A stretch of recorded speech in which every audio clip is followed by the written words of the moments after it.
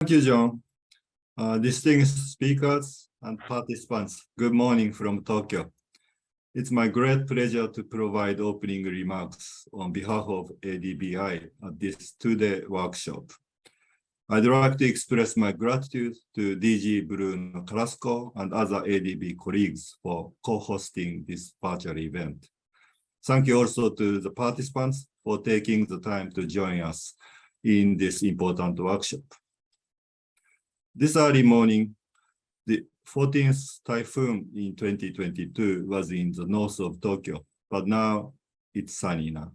Although there were no major damages to Tokyo and its vicinity, it hit hard the Western Japan yesterday and the days before.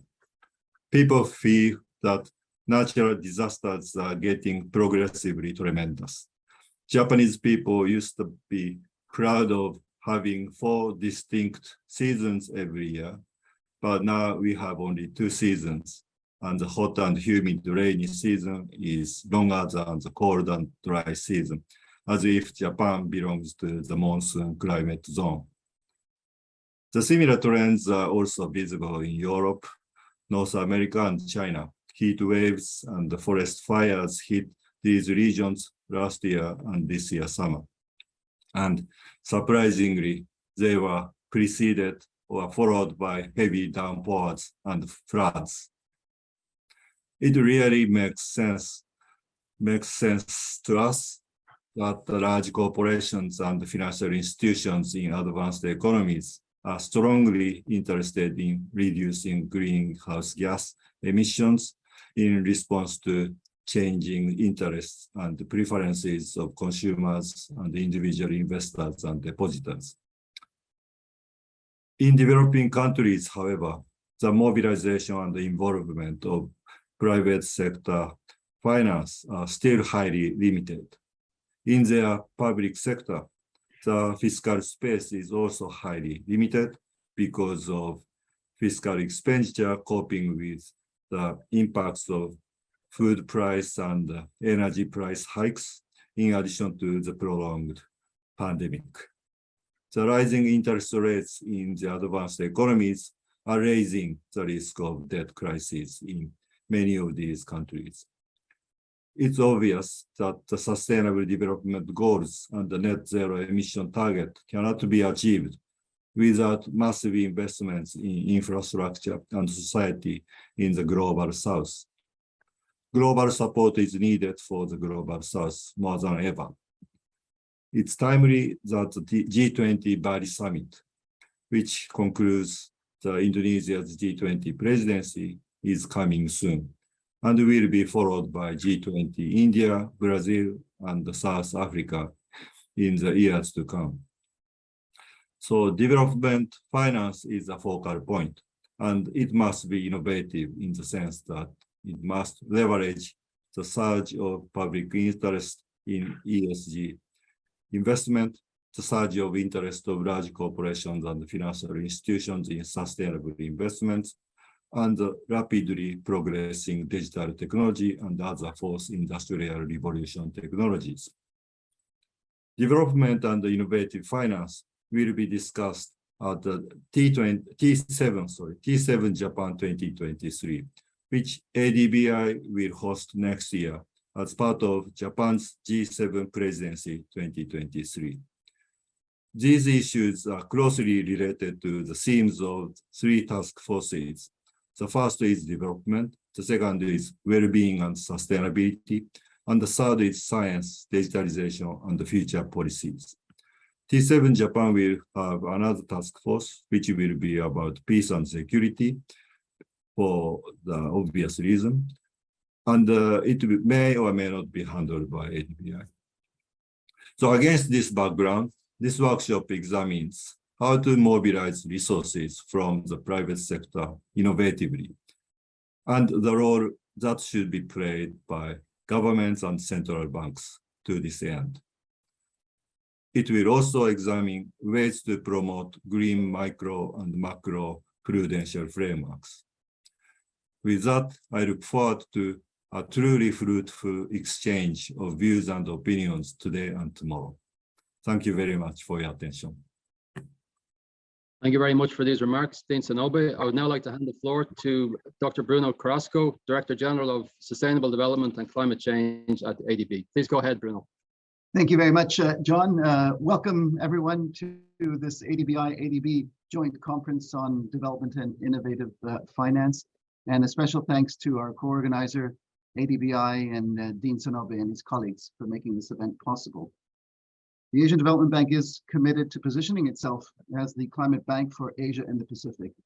The region accounts for approximately 50% of global greenhouse gas emissions, and it is disproportionately affected by climate amplified natural disasters, as the one we recently witnessed in Pakistan. In addition, its rich biodiversity is also being depleted at unprecedented rates. This brings me to the simple message that we need to work together to address climate change, but we have to recognize that climate change is a real and present danger. This is most visible in the idea of a new kind of state, namely the extraterritorial state that, as a result, in this instance of sea level rise, may characterize some of the Pacific Island countries in the not so distant future. Now, as part of our strong commitment to climate finance in 2021, Asian Development Bank President Asakawa announced ADB's $100 billion climate finance goal during the period 2019 through to 2030, from a previous target of $80 billion. The Asian Development Bank is also committed to Paris Agreement alignment of its sovereign operations by July 1st of 2023, as well as 85% of its non-sovereign by July 1st of 2023, the remaining 15% by July 1st, 2025. Similarly, as part of this commitment, 3 out of 4 confirmed and committed operations of ADB will support climate change mitigation and adaptation by 2030. Now, ADB recognizes that our pipeline of investment projects will, together with other IFIs, international financial institutions, play a very significant role to address climate change. Not only can we design climate smart projects, but we can also help mobilize funding through such things as our green bond programs. But even more important, I would argue, is the ability to de-risk our projects to facilitate and scale up capital. However, to do so, as the theme of this conference is about, we need to look at innovating financing platforms. Let me showcase 2 examples. The Asia Pacific Climate Finance Fund will support the development and implementation of financial risk management products that can help unlock capital for climate investments and improve resilience. Similarly, the Innovative Financing Facility for Climate in Asia and the Pacific, or IFCAP, will serve as a blended finance facility that, through combined grant and guarantee windows, will leverage approximately $4 for every $1 invested, representing the most promising scaling up initiative across the international financial institutions. Session 1 will, of course, discuss blended and innovative finance solutions, and will provide, I hope, some stimulating and thought-provoking discussions. Now, turning to session 2 on facilitating the financing of environment development projects and voluntary carbon markets with co-benefits is another important topic that will also be well aligned and drawing on innovative financing mechanisms. The Asian Development Bank has a long-standing commitment in engagement in mobilizing carbon finance through the international capital markets, including 1, the Asia Pacific Carbon Fund, 2, the Future Carbon Fund, and 3, the Japan Fund for the joint crediting mechanism. I would also like to highlight that a co-benefit approach, of course, is integral to this line of work. This is particularly important for the carbon funds that we manage as a trustee on behalf of the external financing partner. In 2017, for example, we conducted research on the social, environmental, and economic co-benefits of the portfolio projects supported by our Future Carbon Fund. These projects were found to have reduced 2.95 million tons of carbon dioxide equivalent a year, and providing a wide spectrum of local, regional, and transboundary co-benefits. Finally, the Asian Development Bank is also keen to support central banks and financial regulators in its developing members to achieve net zero. I'm a firm believer that the financial system is paramount in shaping a low carbon transition path, and as such, we need to engage through such initiatives as the Glasgow Financial Alliance for Net Zero, or GFANZ, as one of the more effective means to green an economy. Tomorrow's session 3 on green micro and macro-prudential framework is the third under a series of greening finance. We've gathered an impressive lineup of speakers and panelists from the Bank of International Settlement, European Central Bank, Bank of England, and the Monetary Authority of Singapore, who will address a range of timely and important issues.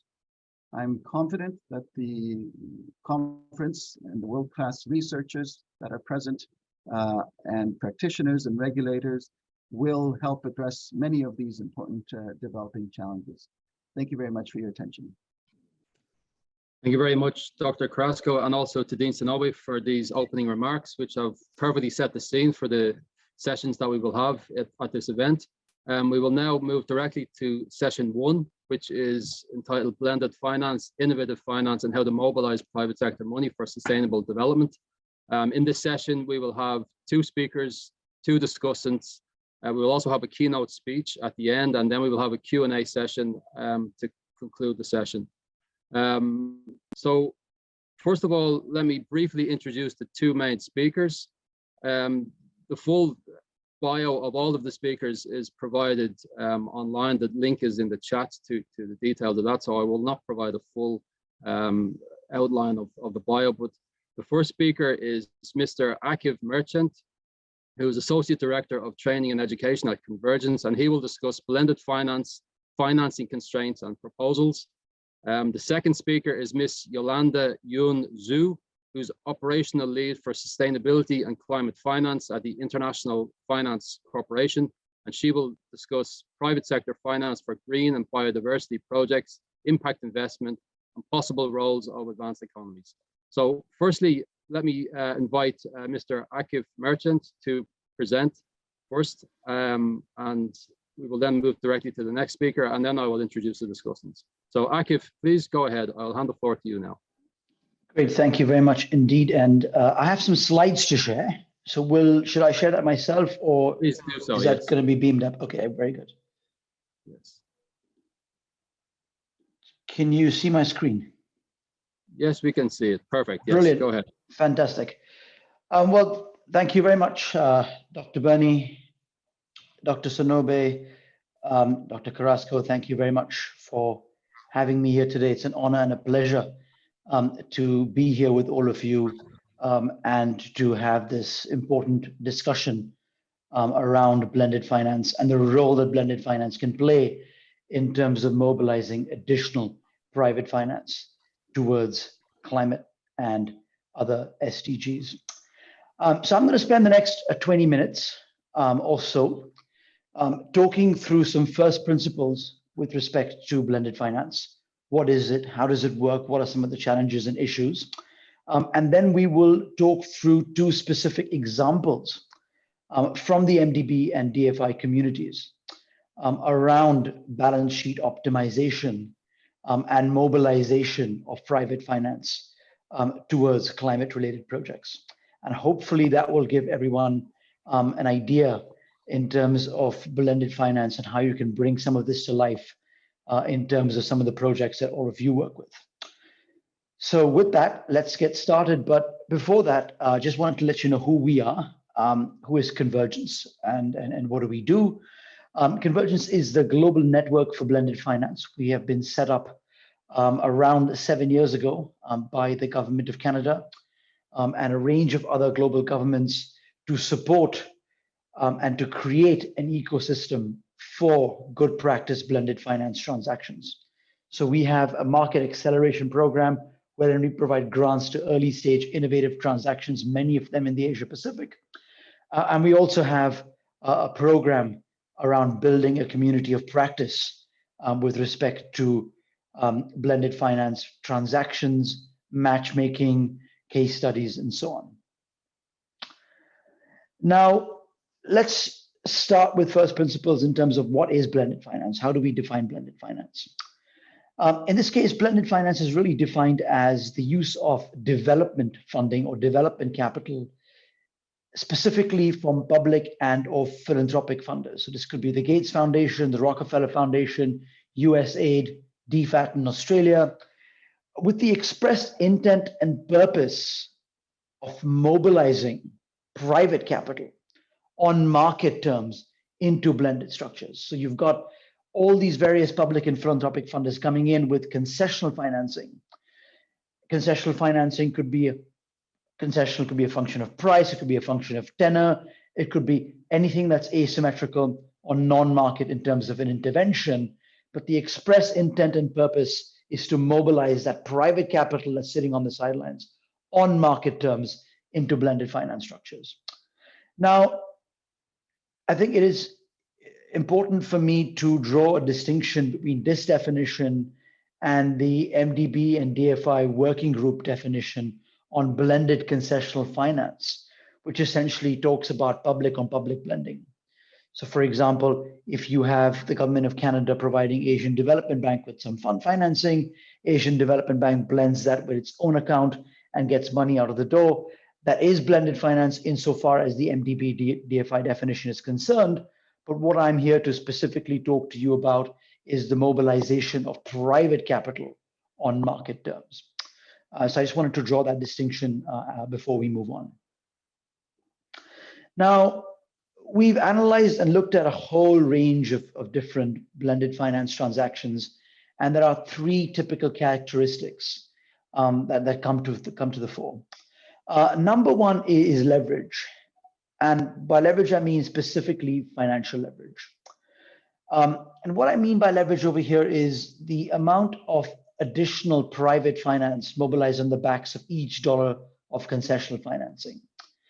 Now, of course, leverage is a function of context. Leverage is a function of sectors. Leverage is a function of geography. So it's important to keep that in mind. But it's also important to understand that leverage is an important factor when you are blending, when you are thinking about really trying to mobilize additional dollars on the backs of each dollar of concessional financing that you may have at your disposal.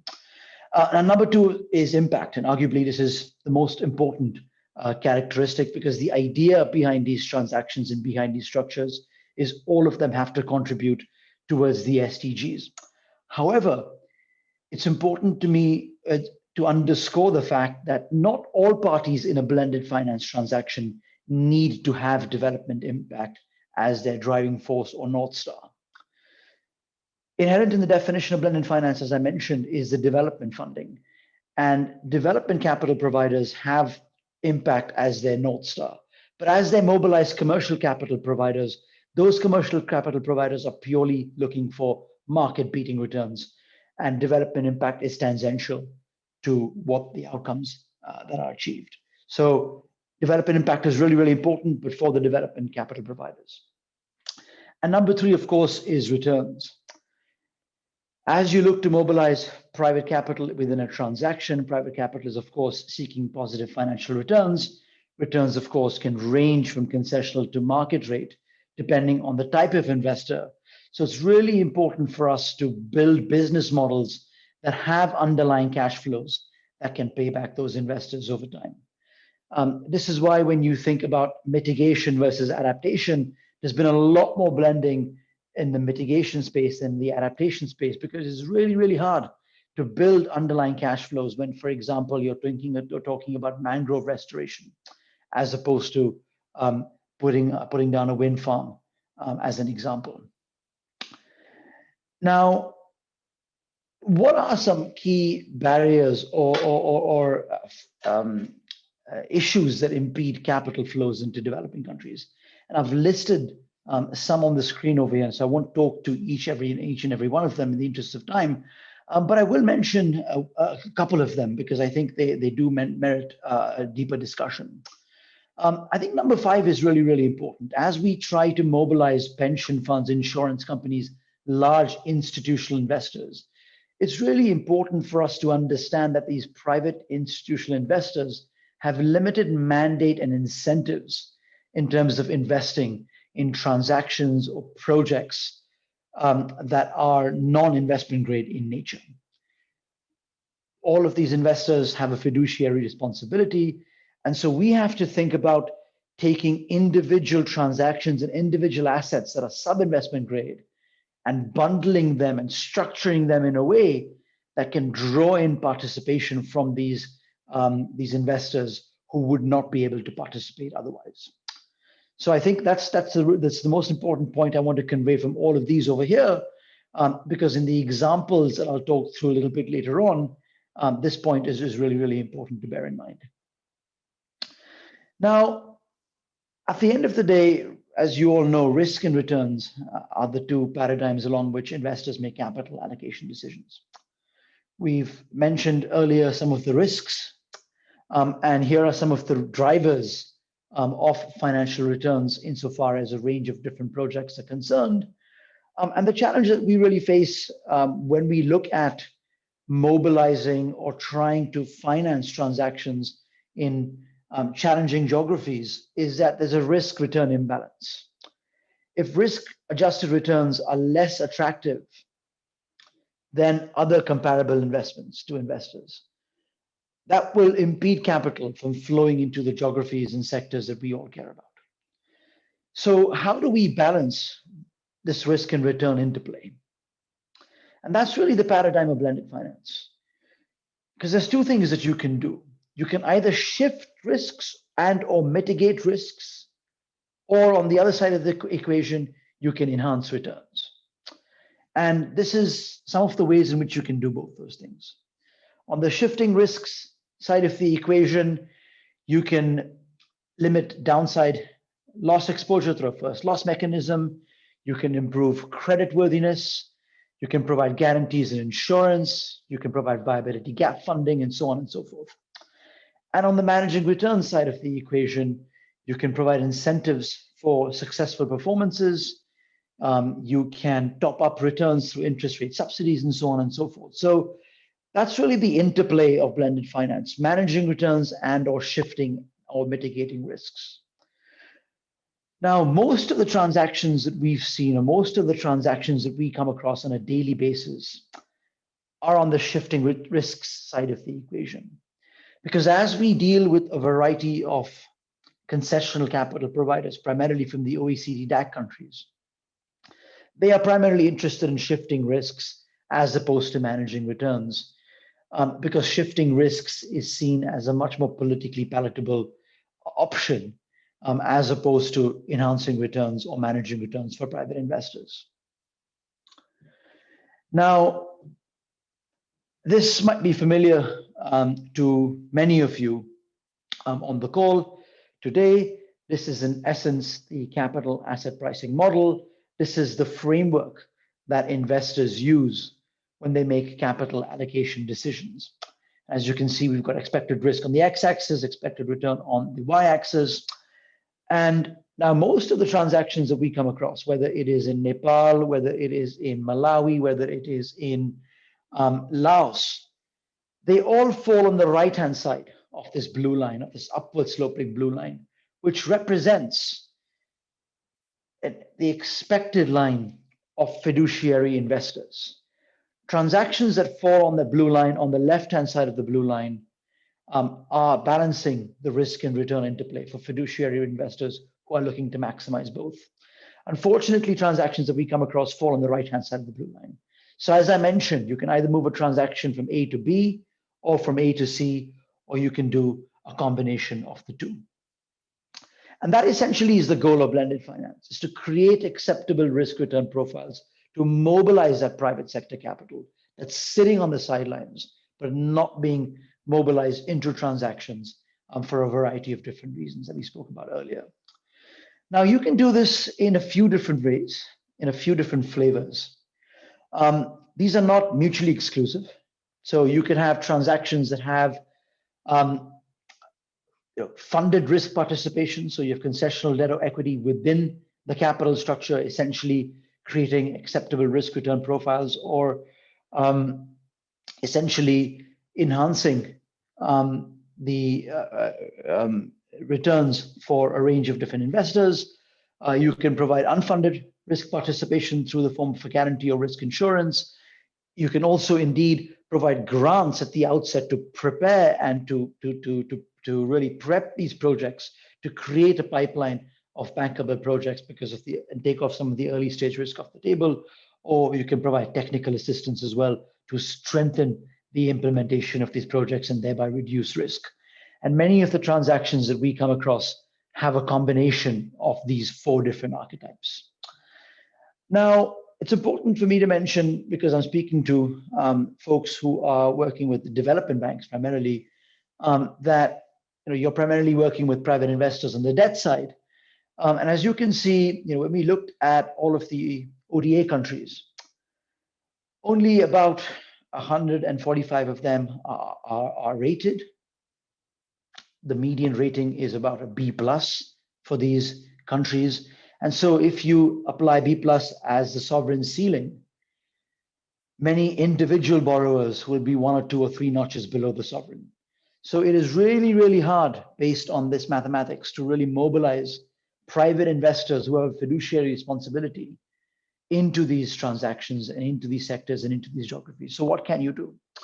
You can essentially do 2 things. You can either bundle and bring them into a portfolio approach, essentially getting a 1 or 2 notch ratings uplift, or you can provide subordination, like I spoke about earlier, which also provides some sort of a ratings uplift for these particular transactions.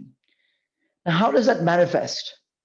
I wanted to walk you quickly through 2 examples in closing.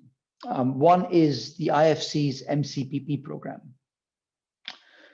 This is essentially a very innovative, very unique program where IFC essentially synthetically securitizes and sells a portion of its new infrastructure loans into a special purpose vehicle. So all the new loans that IFC will originate and arrange are sold, 50% of which are sold into this MCPP SPV. As you can see, the MCPP SPV is then indeed capitalized and subscribed by institutional investors, 90%. In this case, AXA, Allianz, and Prudential provided $1.5 billion into the MCPP SPV. And as you can also see, IFC has subscribed to B shares, which are a first loss to enhance returns for the institutional investors in this particular transaction. And indeed, it does bear a mention as well that SIDA, the Swedish Development Agency, provided a guarantee as well to cover the first loss portion of this portfolio. Thereby, each dollar of concessional capital in this particular transaction is now going on to mobilize $9 of additional institutional capital. And the unique part about this transaction is if you look at each and every one of these individual transactions, these are double B or single B transactions. But now that we've bundled them, now that we have a first loss mechanism, now that we have a guarantee wrap around this, the internal rating, according to Allianz, AXA, and Prudential, is something that is investment grade. So now you have individual assets that were uninvestable earlier that are now investable, and you have exposure to an asset class that these investors would not have access to otherwise. Now, it's important to ask the question, what is SIDA getting in return? In return for IFC optimizing its balance sheet, in essence, SIDA has said for all the capital relief that IFC would benefit from for this particular transaction, they want the new money from the capital relief to go towards green projects, because that's what SIDA really cares about. So this is an innovative way for balance sheet optimization, but it's also an innovative way to sort of, engender capital relief within organizations and then steer them towards transactions that are green and climate focused in nature. Another quick transaction that's also somewhat similar is the African. To wrap up in a few minutes. Sure. Yeah, absolutely. Sure. Absolutely. This is the last couple of slides. Is the African Development Bank's room to run transaction. This is similar in the sense that it is also a synthetic securitization. But of course, in this particular transaction, African Development Bank is selling a stake, its existing stake into the SPV, as opposed to IFC in the previous transaction, going out and originating and arranging new transactions. So very, very similar in terms of its structure. This has managed to get in high yield investors, such as Mariner, which is a hedge fund based out of Philadelphia, would not have been able to participate in this transaction otherwise. And again, the European Commission has provided a guarantee in this particular transaction and has asked the African Development Bank to steer capital relief towards green transactions. So over here, I've got a slide comparing both the two in case you're particularly interested. And very much at the end, I wanted to leave this slide with you because this really goes to show that blended finance's time has come. There's a lot of various different transactions, various different activities in the space directed and steered towards mobilizing institutional investors. And so I'll leave this with you. Hopefully, I've sort of piqued your interest in this particular topic, provided you a couple of examples of how the rubber hits the road. Happy to take any questions, and I'll yield back the balance of my time to you, John. Thank you very much, Akif. I think clearly the issue of understanding risk-adjusted returns is a crucial aspect. I would like to deviate slightly from the agenda because I understand that you have to leave now, Akif. So I would like to invite Professor Shirai to ask a question to you, and then we will move to the second speaker. So Professor Shirai, yes. Can you please go ahead? Thank you. Thank you very much. It's a great presentation. I have one question. So this blended finance I think main role is played by donor countries and or multinational development agencies who can provide like equity tranche and guarantee or insurance. Now, my question is it more effective to do this through multilateral financial institutions such as ADB, ADB, rather than a more bilateral-based donor countries-based blended finance? Please let me know pros and cons. Thank you. Yeah, no, that's a very, very good question. I indeed agree with the supposition that is indeed more effective for organizations such as yourselves who already have the local knowledge, the infrastructure in place, and the resources in place to be the ones that are mobilizing private investors as opposed to individual donor agencies going out and doing this on a bilateral basis.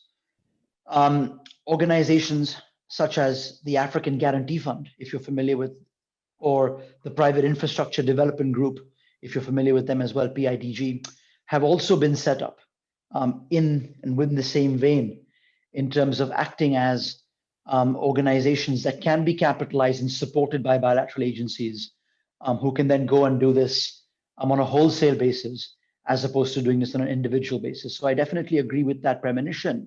However, if you look at the mobilization record of the development banks, if you look at the KPIs of the development banks, there hasn't been a whole lot of private finance being mobilized.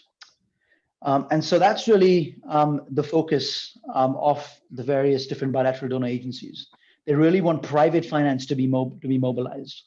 And so if the Asian Development Bank or the African Development Bank can build in private finance mobilization into the KPIs that you have, that can be one way in which you can get bilateral donors on side with some of the work that you're doing, moving away from public on public or blending to public on private blending, because that's really the holy grail. And that's really what the donors want to see. They really want to see all of the development banks and the DFIs mobilizing private investors versus mobilizing themselves on their own account. So that's really the important part to keep in mind over here, is really changing the business models and adapting your KPIs such that they can meet donor requirements, because at the moment, there is definitely some skepticism from the donor community. Okay, thank you very much, Akif, for an excellent presentation. There are some questions in the Q&A box which are directed to you, so we'll be appreciative if you could deal with those before you have to leave. We will now turn to the second speaker, which is Ms. Yolanda Yun-Zhu, who's operational lead for sustainability and climate finance at the International Finance Corporation. So Akif, if you could please stop sharing your screen, and we will go directly to Yolanda. Thank you. Thank you. Thank you, Dr. Barron, Dr. Merchant, Professor Shirai. Good morning, Professor Sonobe, Dr. Carrasco, and to all participants in this virtual session. Today, I'm very pleased to talk about the biodiversity finance in private sector that we are all very excited about. As a worldwide leading impact investor, IFC sees biodiversity finance as an exciting new area in sustainable and green finance, which with increased interest from investors, financial institutions, government, and the issuers globally. As the private sector arm of the World Bank Group, IFC is supporting the private sector investment globally through our expertise, capital, and the technical assistance. Now, let's start to understand the importance and the urgency to promote biodiversity finance before we jointly exploring sustainable business case in private sector. As we always say that nature underpinned by biological diverse ecosystem plays a critical role in economies, health, climate change mitigation, resilience, and adaptation. It is estimated that $44 trillion of global value, that is more than half of the world GDP, is generated in industries that highly or moderately depend on nature and its services. Yet, human economy activities causing biodiversity loss at an unprecedented level. Biodiversity loss is now the number 3 among the top 10 global risks, which is driven by several factors. IPBES, the Intergovernmental Panel for Biodiversity and Ecosystem Services, has identified 5 direct drivers of biodiversity loss, which include land use change, such as deforestation, over-exploitation of resources, such as timber or fisheries, pollution, climate change, and the invasive species. These drivers, all human-led, are in turn underpinned by social, economy, and institutional factors. There is a growing recognition that nature loss and its interaction with climate change presents systematic risk to economies, and it is important to develop sustainable business model that protect biodiversity and ecosystem services through both avoiding and minimizing threats to biodiversity and through creating benefits for nature. It is estimated that transition to nature-friendly production practice could generate up to $10.1 trillion in annual business opportunities and create close to 400 million jobs by 2030. Biologically diverse ecosystems can provide up to 37% of carbon emission reductions needed to meet the goals of the Paris Agreement, and provide substantial and cost-effective resilience and adaptation benefit to physical impact of climate change. For example, preservation and restoration of mangrove forest is 2 to 5 times cheaper than engineered structures to protect from storm surges and create additional economy, climate mitigation, and biodiversity benefit. Finance and innovative financial solutions are key to support the transition to nature-friendly production practices and deploying nature-based climate solution. Biodiversity finance defined as finance that contributes or intend to contribute to activities that conserve, restore, or avoid a negative footprint on biodiversity and the nature of contribution to people is a fast emerging new area in green finance. Now, you can see that across the globe, biodiversity finance market start to grow, fueled by political focus, creation of market rules, and private sector leadership. Following the trajectory of climate finance, private sector and the financial institutions have started to access and act on materiality risk related to biodiversity loss crisis. For example, as you can see in the slides, the FFB, Finance for Diversity Pledge, is representing in total over 14.7 trillion euro in assets held by 103 financial institutions from 19 countries, committing to set protection and restoration targets by 2025 of their financial activities and investment. And you can also see the PBIF, the sister of PCAF, Partnership for Biodiversity Accounting Financial, have connected 40 financial institutions, and as of today, together with close to 10 trillion assets under management, have committed to develop and adopt the standard to assess and disclose impact and dependency of loans and investment. And also the TNFD, Task Force on Nature-Related Financial Disclosure, gathered 34 senior executives from corporates and FIs, such as AXA, Swiss Re, HSBC, Bank of America, BNP Paribas, Robert Bank, etc., to convene market-led initiative to deliver a risk management and a disclosure framework to report and act on evolving nature-related risks. At the World Bank Group, we firmly believe that closing the biodiversity financing gap will be crucial. This will require not only more efficient use of public funds, but also mobilizing the private sector and ensuring financial flows are aligned with the goals of the upcoming post-2020 Global Biodiversity Framework. World Bank 2020 publication on mobilizing private finance for nature identifies two complementary approaches to harness the power of the private sector: financing green and the greening finance. Let's have a look.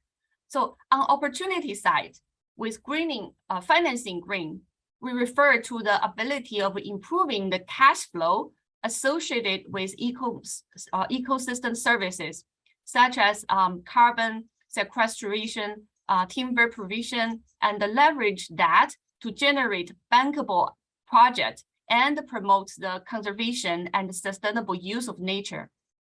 So on risk mitigation side, with greening finance, we refer to the ability of directing financial resources away from activities and production processes that degrade nature towards activities that have less negative or even positive impact on nature.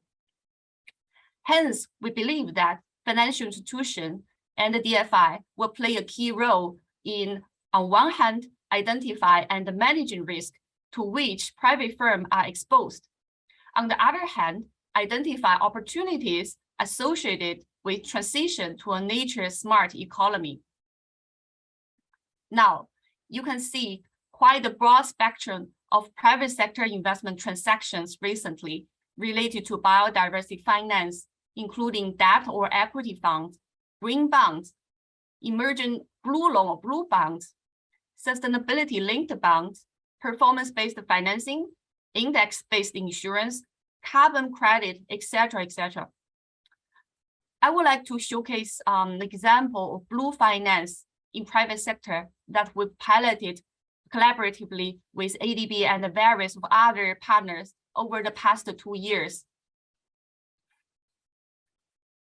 Blue finance, such as blue bond and blue loan, is an innovative financing instrument that earmarks funds exclusively for ocean-friendly projects and the critical clean water resources protection. Built on the model that made green finance a success, the World Bank and Republic of Seychelles issued the first sovereign blue bond in 2018. Since then, the demand of this asset class has been emerging. At the private sector arm of the World Bank Group, IFC has been supporting the private sector blue investment globally through our expertise, capital, and technical assistance. Building on the momentum around blue finance, IFC also published its first guidelines for blue finance, which are designed to unify standards and help investors and issuers identify eligible blue project categories. We see a range of opportunities in sustainable fisheries and seafood process, wastewater treatment, ocean-friendly products, license sustainable tourism in marine conservation areas, green shipping and green ports, and others. Now, let me give you some concrete project level examples. As you may know that addressing marine plastic challenge is one of the urgent topics in blue and biodiversity finance. 8 million of plastic enter the ocean per year, or 1 dump truck per minute. By 2025, there will be more plastics than fish in the ocean. And in Asia and the Pacific, preventing marine plastic pollution is one promising area. Yet, rapid urbanization, rising middle class, and the COVID-19 have all contributed to increased plastic consumption in recent years. But local waste management infrastructure has not kept pace, and the environment is paying the price. 15 of the world's 20 most plastic-polluted rivers flow through the region. So to support marine plastic management, IFC offered its first blue loan of $300 million in 2020 to Indorama Ventures, a leading global manufacturer of PET resin. The company's business model is based on high-value bottle-to-bottle recycling to meet the requirements of global food and beverage brands. This will help recycle 15 billion PET bottles by 2025, meaning less waste and cleaner ocean. Okay, next, to promote more companies like Indorama and to wrap up to our efforts in more sectors in the blue economy beyond marine plastic reduction, we have also introduced the systematic approach of investment plus advisory services to financial institutions. We have more diversified portfolios in the related sectors. For example, in China, Bank of Qingdao PUD was the first bank to partner with IFC and a few other DFIs on blue finance pilot since 2020. In the past 2 years, with IFC's help, the bank launched 7 new products, created environmental and social risk management mechanism, trained more than 100 frontline bankers, and developed the impressive blue lending pipeline equivalent to $600 million. As you can see virtually on the right-hand side, that blue assets of the bank have been diversified to multiple new opportunities across water supply, ocean-friendly manufacturing, sustainable fisheries, and plastic treatment-related circular economy. This collaboration incubated a set of leading banking practices, established a commercially viable business in financial sector, and generated a replicable model for other FIs in the region. I'm also very delighted to share that by end of the second year, IFC successfully arranged a $150 million blue syndicated loan for the bank. ADB, Probago, DG also participate in the syndication facility. And this package is in line with international blue finance standards that marks IFC and another 3 ADB's first blue finance investment in financial sector in China.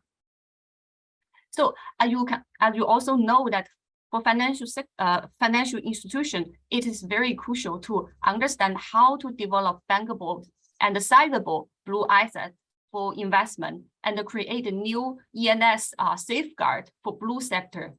So building on that, blue bond is another segment to explore. In the recent months, we're very happy to share that we invested in the first blue bonds issued by BDO in Philippines and the TDB in Thailand. Now, let's go back from blue subsector to biodiversity finance. Amid the growing interest in scaling biodiversity finance, IFC recently has also developed the biodiversity finance reference guide built on the green bond principle, the green loan principle, and related resources, including IGMA handbook for impact reporting. This reference guide seeks to help identify investment projects that constitute biodiversity finance in the context of green bond and green loans. Indeed, as you know, that both GDP and the GLP list biodiversity as an accepted use of proceed. However, they do not yet provide a granular description of the type of project that could fit this category, which private sector investment is easier to campaign. So the purpose of this reference guide is to address this gap and to provide an indicative list of investment activities and investment components that contribute to protecting, maintaining, or enhancing biodiversity and ecosystem services, and sustainably managing living nature resources through the adoption of practices that integrate conservation needs and sustainable development. So to identify projects and the project components eligible for the use proceed under biodiversity finance, this reference guide applied the following three assessment criteria. Firstly, is the project type consistent with GBP's and the GLP's eligible project category, and does it contribute to the SDG 14 life below water and the SDG 15 life on land? Secondly, does the project type introduce risk that may affect progress on other environmental priorities, such as SDG number 2, no hunger, number 6, access to clean water, number 7, affordable and clean energy, 12, climate action, 13, responsible consumption and production. So last but not least, ESG safeguard and standards, such as IFC performance standards or similar good practice ENS standards, in addition to national requirement, is also very important. Those would be applied in the implementation of a project if there are material, environmental, and social risks. So to be considered, biodiversity or nature-related investment activities should seek to address at least one of the following key drivers of biodiversity loss articulated by CBD and the 2019 report of the IPBES, as we discussed at the beginning of the presentation, which include land use change, over exploitation of resources, pollution, climate change, or invasive species. So this reference guide captures biodiversity and nature-related investment components that contribute to the protection and enhancement of biodiversity and ecosystem services through intentional avoidance of damaging activities and through value creation to benefit biodiversity and ecosystem. So these investment activities reviewed in this private sector guide fall into the following three categories: biodiversity co-benefit, nature-based solution, and conservation. So let me briefly go through one by one. So the first one is biodiversity co-benefit, which indicates the investment activities that generate biodiversity co-benefit while supporting established business operation. For example, climate smart agriculture, such as organic farming, regenerative farming, etc., or sustainable shipping, like waste, ballast water treatment, noise abatement, and also plastic recycling and waste management. And the second one is a nature-based solution, which refers to where biodiversity is used to preserve, enhance, and restore ecosystem services. For example, preservation or restoration of nature systems, such as wetland, mangrove, forest, to manage water flow, floods, store abundant waste, and pollution. Or incorporation of natural elements into infrastructure projects, or build environments to perform infrastructure services. Last but not least, conservation, which indicates investment in biodiversity conservation as a primary objective, directly financing conservation or conservation-related services. I believe I don't need to elaborate more on this. Okay, so by closing today's knowledge sharing, I would like also to end with a discussion of DFI's role to addressing the newly emerging biodiversity opportunity. I feel that we do have very good experiences from the development of climate finance over the decades, and from the successful innovation in blue finance over the past 2 years collaboratively. And the private sector need our support to create new markets in biodiversity finance. Through sharing of best practices and promoting global standard setting across international, domestic, and impact bond market. Through technical support in structuring credible bonds in line with international standards. Through anchor investing to signal to and bringing along other global impact investors. Through stamp approval that can mobilize additional investors of long-term capital. And through advisory system or technical assistance to help build institutional capacities for commercially viable cases. I'm gonna ending by mention some numbers. In 2020, the World Bank Group and the Paulson Institute estimates that an annual funding gap of $700 billion for biodiversity finance for the next decades. The current investment in nature-based solution amount to $133 billion, most from public sector. And this number needs to triple by 2030. Looking back, the green bond market has surpassed $1.5 trillion for issuance. We now need this biodiversity or blue cousin to make a similar impact. Let's work together to promoting biofin and leverage private sector financing. Thank you. I hope you have a fruitful discussion today.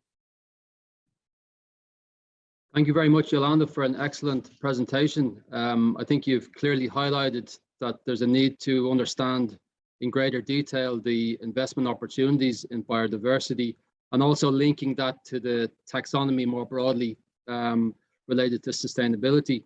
And as well as that, of course, to understand how the public and private sector can play a role in terms of risk sharing in order to mobilize private investment for this type of biodiversity angle. Okay, so I would now like to turn to the two discussants who will make comments on both of the presentations that were made this morning. So the first discussant is Mr. Navid Hanif, who's Assistant Secretary General for Economic Development in the United Nations Department of Economic and Social Affairs. The second discussant is Dr. So Young In, who's Research Director in Sustainable Finance at Global Project Center and the Financial Innovation Lead at the Precourt Institute for Energy Sustainable Finance Initiative at Stanford University. So firstly, Mr. Navid Hanif, can you please go ahead with your discussion for 10 minutes? Thank you very much. Thank you so much. Thank you for the opportunity to join you. And I have found the presentations fascinating.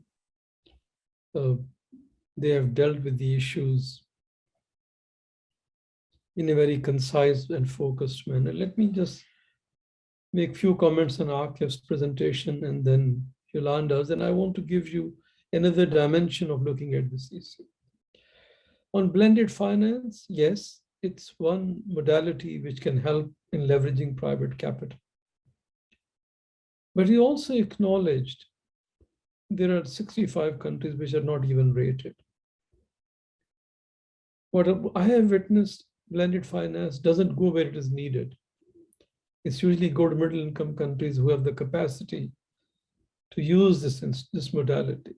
And even those who have the capacity to use it, it's so difficult to measure impact and the benefits to the government, the investors, and the outcomes. So let me clearly convey that I value this modality. I like blended finance to leverage private finance, but there are some aspects we need to address upfront. First of all, increase access to low-income countries who genuinely need it. Second, impact measurement, benefits should be disaggregated. And third, this modality can only be used for areas where private sector can find returns on the social side of the SDGs, health, education, social protection. You still need public investments. Now, Yolanda's presentation is very focused on biodiversity, and I think the ideas IFC is presenting have the potential to unleash the investment that biodiversity needs. But SDGs require $4 trillion a year, which no public sector source can provide. We need the private sector to come in and come in a big way. And there I just want to highlight a few points that I think this conversation should also include. Capital markets have a key role to play in realigning private investment with the SDGs. And Yolanda mentioned the trend is $1.5 trillion, the ESG investment. It has doubled in 2021. It's ballooning. It's a welcome development, but we also need to focus on the quality. Quantity alone is not enough. I want to make 4 suggestions for quality alignment with the SDGs, Sustainable Development Goals, and the Paris Agreement. First and foremost, incentives are great, first loss guarantees. I'm all for that, but I think change the rules of the game.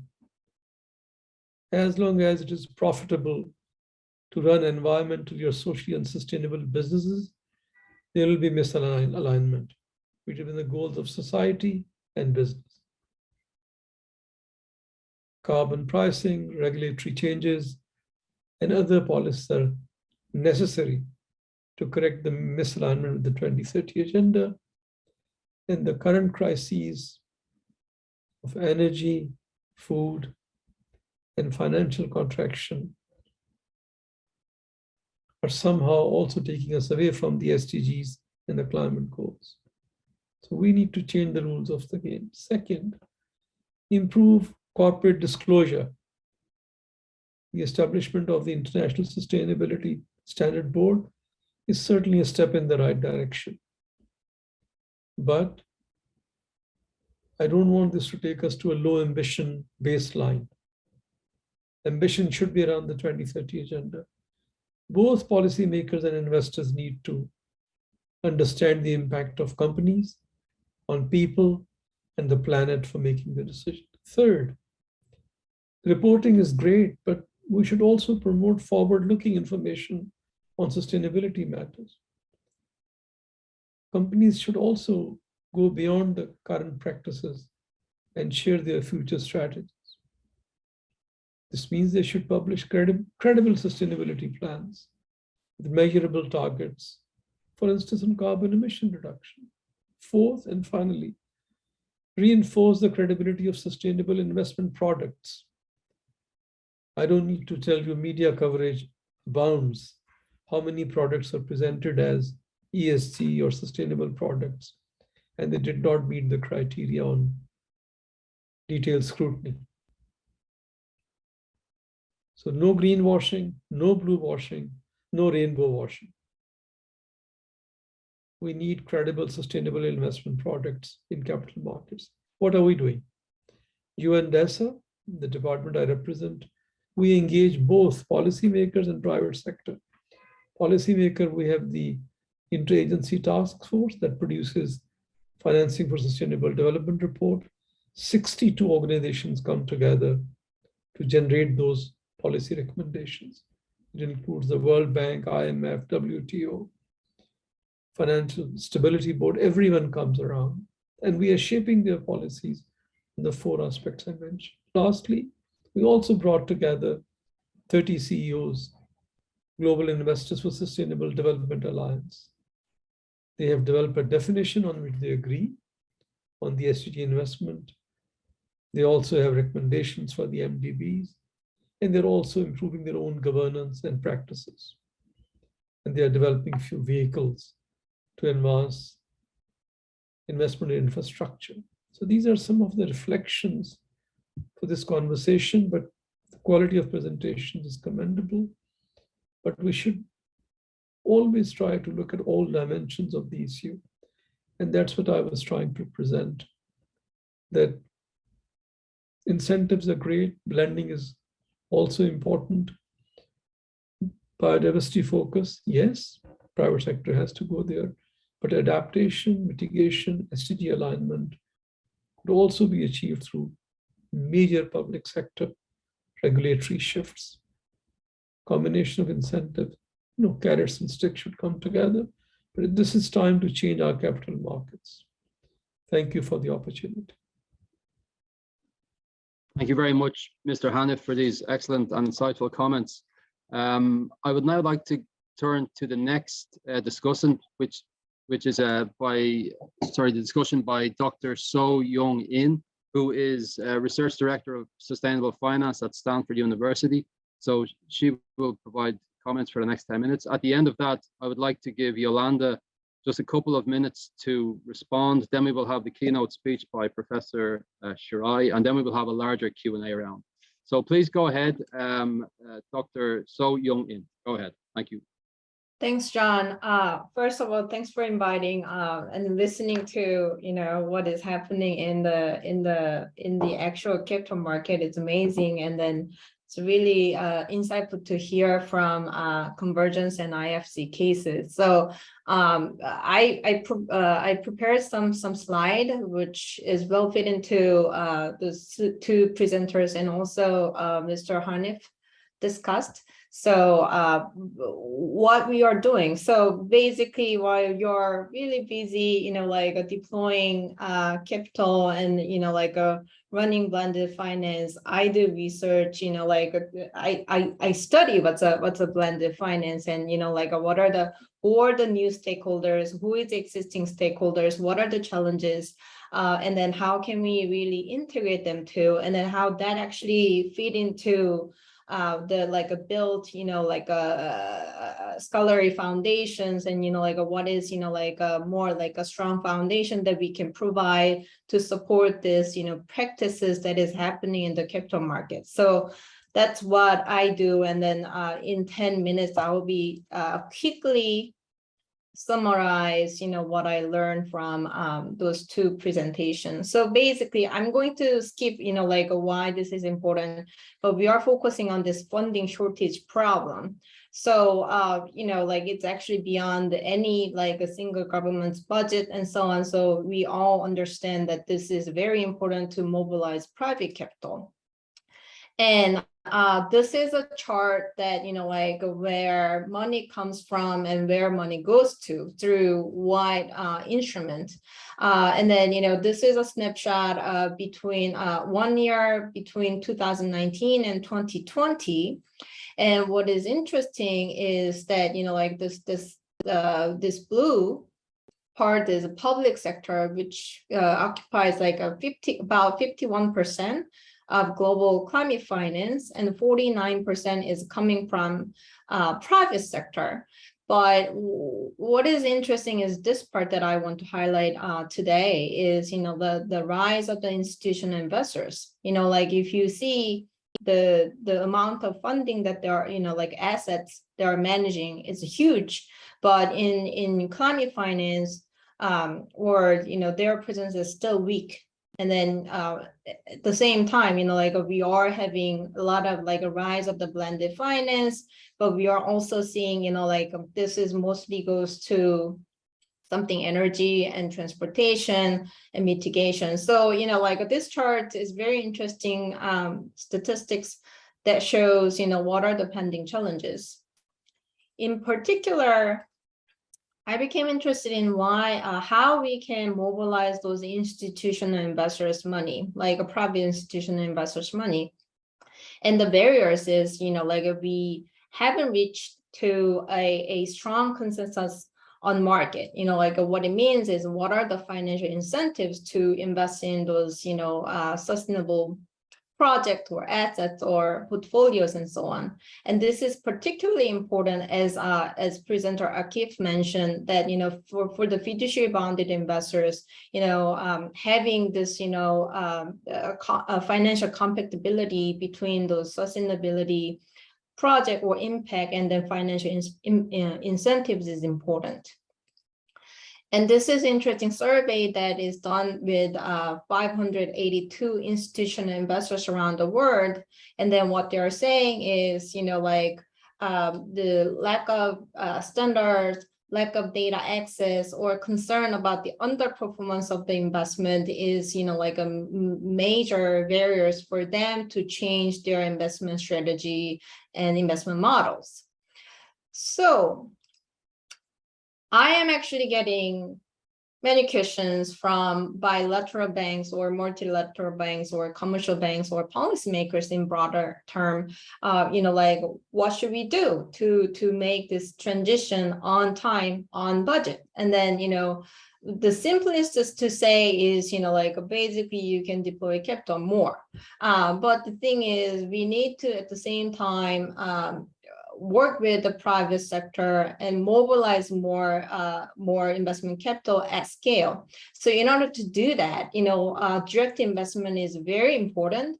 But in the meantime, there's some extra work that had to be done to mobilize capital, which is financial intermediation. So financial intermediation is sometimes involved with come with direct investment, but sometimes it just come as a financial services. But I think this financial intermediation is something that is important for the bilateral or development bank or multilateral banks should consider to play. So what it is, Mr. Hanif just mentioned, we are getting more and more influx of money. Investment capital to this sector, but in order to do that, we need the support to measure sustainability, measure risks, sourcing right project and assets, and align in incentives, and also evaluate the impact. So those are the important services that the private sector investors look for when they're considering to invest in the sustainability. And hearing from Convergence and IFC presentation, I think they are already playing such a role in the market already. So in the sake of time, I'm going to skip most of my slide, but later time that I can talk more about it.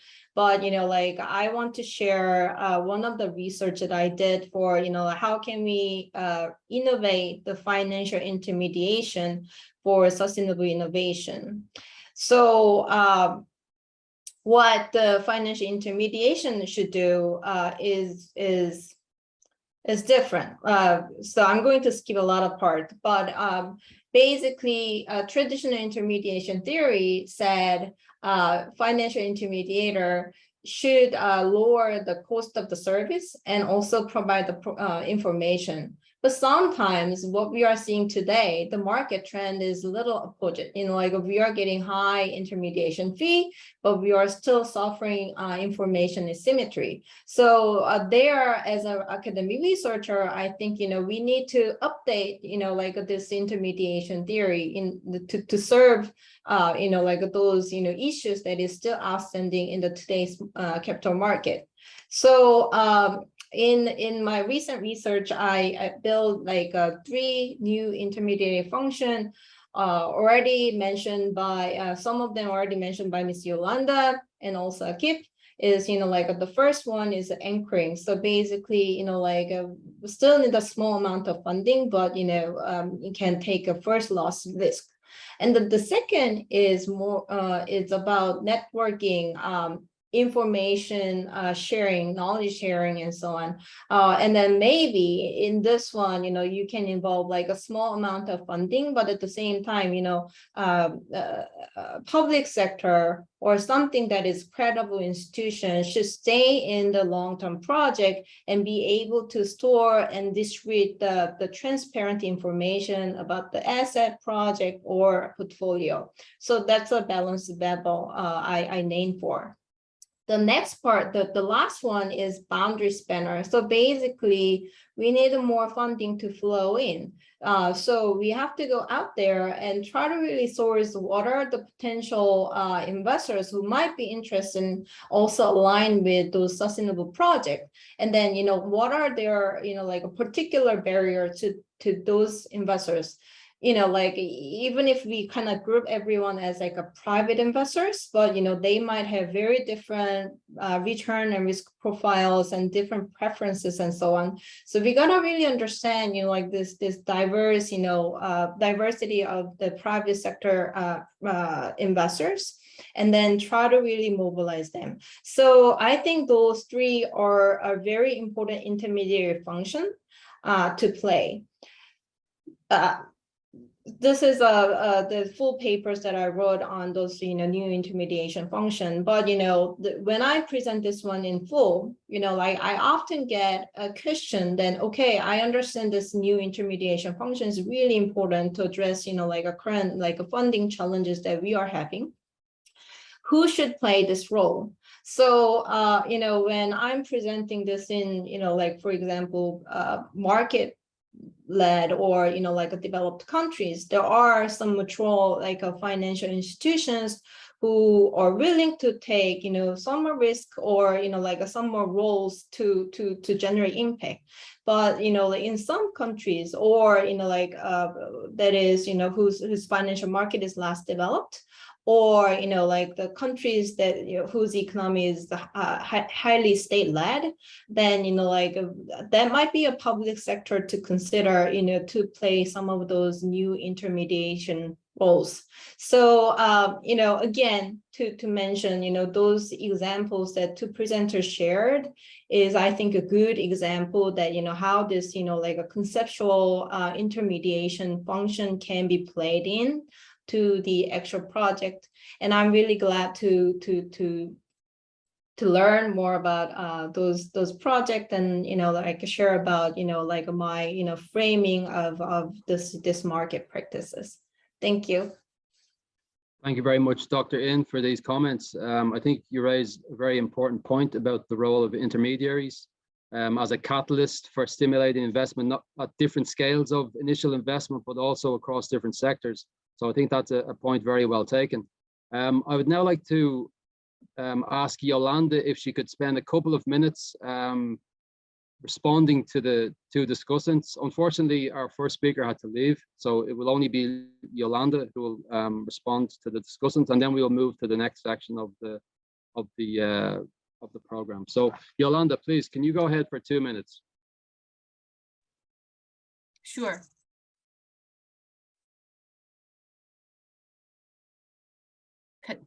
Hi. So can you hear me? So if you have anything to respond to. Yeah. Thank you very much. I think both Hanif and So-Young Jin has shared a vision of with us the importance of financial intermediary and capital market. I totally agree. I also want to share some of the recent survey numbers just to give you show the side that the financial sector actually are, especially in emerging markets, are jumping in more and more than before. So in March this year, we did a global survey to close to 200 financial institution clients, including our investees and the ones who receive our technical assistance across more than 80 countries. So very interestingly, we received that 47 of the response have a climate change related strategy or strategy element already. And the rest of 41 intend to develop such a strategy over the next 2 years.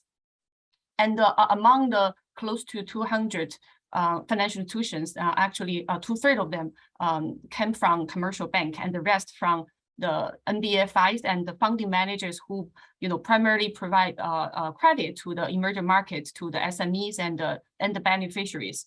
So I think this is a very clear signal to us, the rising of financial sector, to see this trend as not a political driven trend, but also a potential commercially viable trend.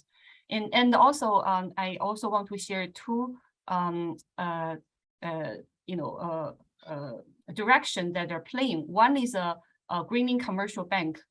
In the past, we're very focused on their portfolio growth. But now we see the institutional wide transformation, which we categorize into 5 pillars. One is really to set up the institutional top-down strategy in sustainable and green finance. That will also, indicate their organizational change. And the second one is really mainstream the green and the sustainable portfolio, rather than just have relevantly small portion in their portfolio. Number 3, the innovation in green finance, which is already beyond corporate banking, beyond the lending business. We also see many really very interesting non-financial services that the bank actually work together with the government as well as technical providers like GIZ to proactively support their companies, enterprise client to proactively decarbonize their manufacturing operation. And the fourth is the carbon neutral for not only the bank's own operation, but for the entire portfolio. You may see the many banks start to attend the PCAF network to disclose, measure and disclose the carbon footprint along the timeline. Last but not least, on risk management side, we also see the bank already go beyond ESG integration or risk management, but also be more focused on climate risk, which include the physical risk and the transition risk. So we see this very positive trends and on institutional transformation, and I hope that can also link to the facts shared by the 2 other panelists on this financial market transformation. And in capital markets, by the way, although I'm very focused on biodiversity finance today, I also want to share that we see more emergent new instruments are coming in the capital market, including different thematic bonds as well as other structured finance. So let me pause here. I hope that be helpful. Thank you. Okay, thank you very much, Yolanda, for these responses. Before we have the Q&A round, I would like to invite Dr. Sayuri Shirai, who's visiting fellow here at ADBI and also a professor at Keio University here in Japan. And she will have around 20-25 minutes to speak on climate change, environment, and development finance. So please go ahead, Dr. Yes. Shirai. Thank you very much. I hope you can see the screen. Yes, it looks good. Okay, so this is a sequence of my 25 minutes presentation. So I will give you an overview of global finance trend in developing countries, and then I will mention about debt, climate, nature swap, and pay for performance scheme and blended finance. Okay, so let's start with part 1. So now the whole world is facing this energy crisis, and then people think that this energy high crisis happened from last year and amplified by Ukraine war. But actually, there is a structurally energy shortage even before last year's. So please look at this chart. So this red area, this is the investment generated in oil and gas upstream.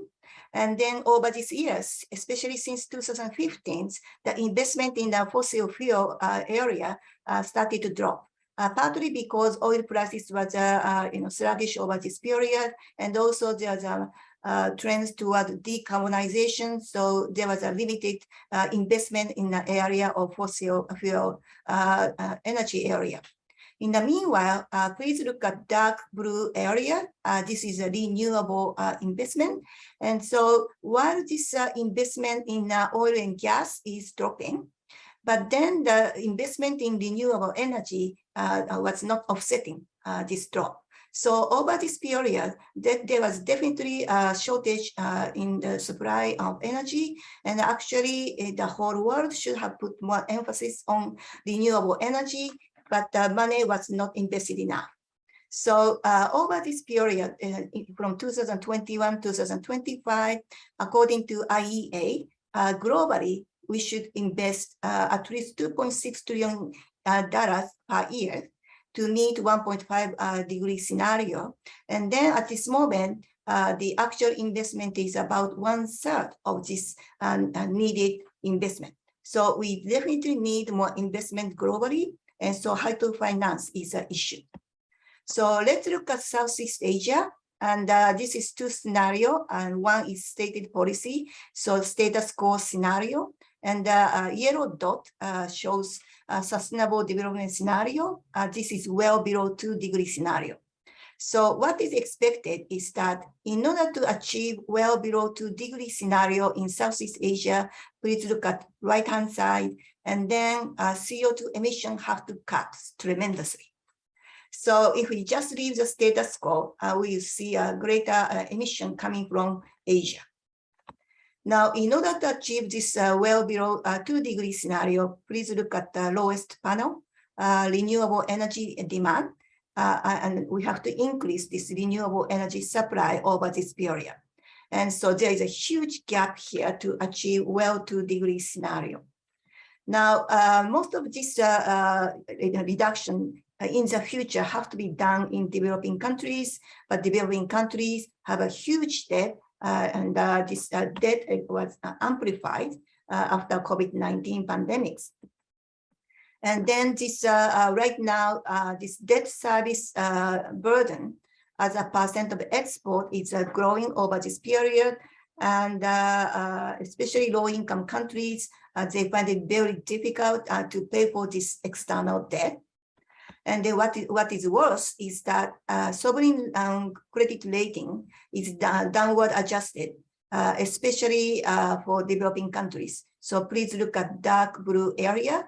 This is the advanced economy, and then very few countries faced downward graded over this period. And so most of downgraded sovereign bond credit rating was downgraded in emerging and developing countries. So it's very difficult for many countries to pay for their countries, and not to mention to pay for climate and environment purposes. And then what is worse is that developed countries, including multinational financial institutions, committed to providing $100 billion annually by 2020. And at this stage, 2020, 2021, the developed country failed to meet this climate finance commitment. So, so we have to come up with some solution. Now, if we look at Article 9 Paris Accord, they also mentioned the developed country are the one who should contribute in mobilizing climate finance from a wide variety of sources, and the role of public fund is essential in this area. Now, recently, there are a few initiatives provided by G7 and developed countries. For example, on the top, Partnership for Global Infrastructure and Investment was initiated by US and coordinated among G7, and they try to provide infrastructure, including climate change, to the developing countries. But so far, I haven't really seen a corporate, collective, collaborative approach under this scheme. Another interesting approach was promised last November. It's called South Africa Just Energy Transition Partnership, initiated by some US and European countries to promote renewable energy in South Asia. And this I will touch on. This is a very interesting scheme. And also there's a partnership in Blue Pacific, initiated by US and some advanced economies. And so a lot of initiative there, but I think the actual effort haven't been materialized yet. So who are the major players in this climate and environment finance? Traditionally, donors, the creditors, the developed countries are very important. They are the provider of the source of finance. And then, of course, developed finance institutions such as World Bank, IFC, ADB, AFDB, playing very important role.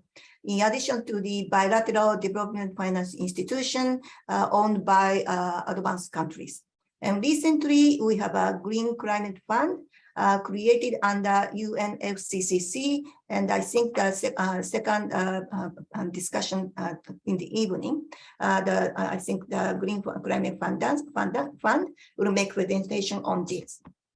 So now we want to pay attention to the potential private investors. Traditionally, commercial banks play some role in this development finance and climate fund, mainly because some, for example, Japanese company, they do some climate emission cut project in the developing countries, and their main bank come together. And also local companies are involved in the project, so local commercial banks are also involved as a provider of finance. So what we really want is a greater participation in the area of impact investors. Since ESG investment is growing, I think some impact investment, some fund are created. So we need more mobilization from impact investors. And what is most important is, as mentioned by previous speakers, institutional investors such as pension fund, insurance sectors, and asset management, they hardly showed interest in the past. But now in the era of ESG investment, they increasingly show interest in this area. Now, how to mobilize this private sector capital? Risk mitigation is the most important. So because they have fiduciary duty, they have to have a high return and a low risk. So they cannot invest without support from public fund from a donor country, public fund from multinational organization who provide grants and guarantee subsidy and concessional loans, and to reduce the risk related to this kind of finance. So this is essential factors. And then impact investment is becoming important. Green bond, green finance, blue bond are very important. But in low-income countries, sometimes there's a risk of corruption. There's a risk of directing the promised seed to be allocated to the other purposes. So performance-based financing, impact investment is, I think, becoming very important. Thanks to technology such as AI, satellite image, I think we are able to monitor this development of nature and biodiversity, climate change more easily than the past.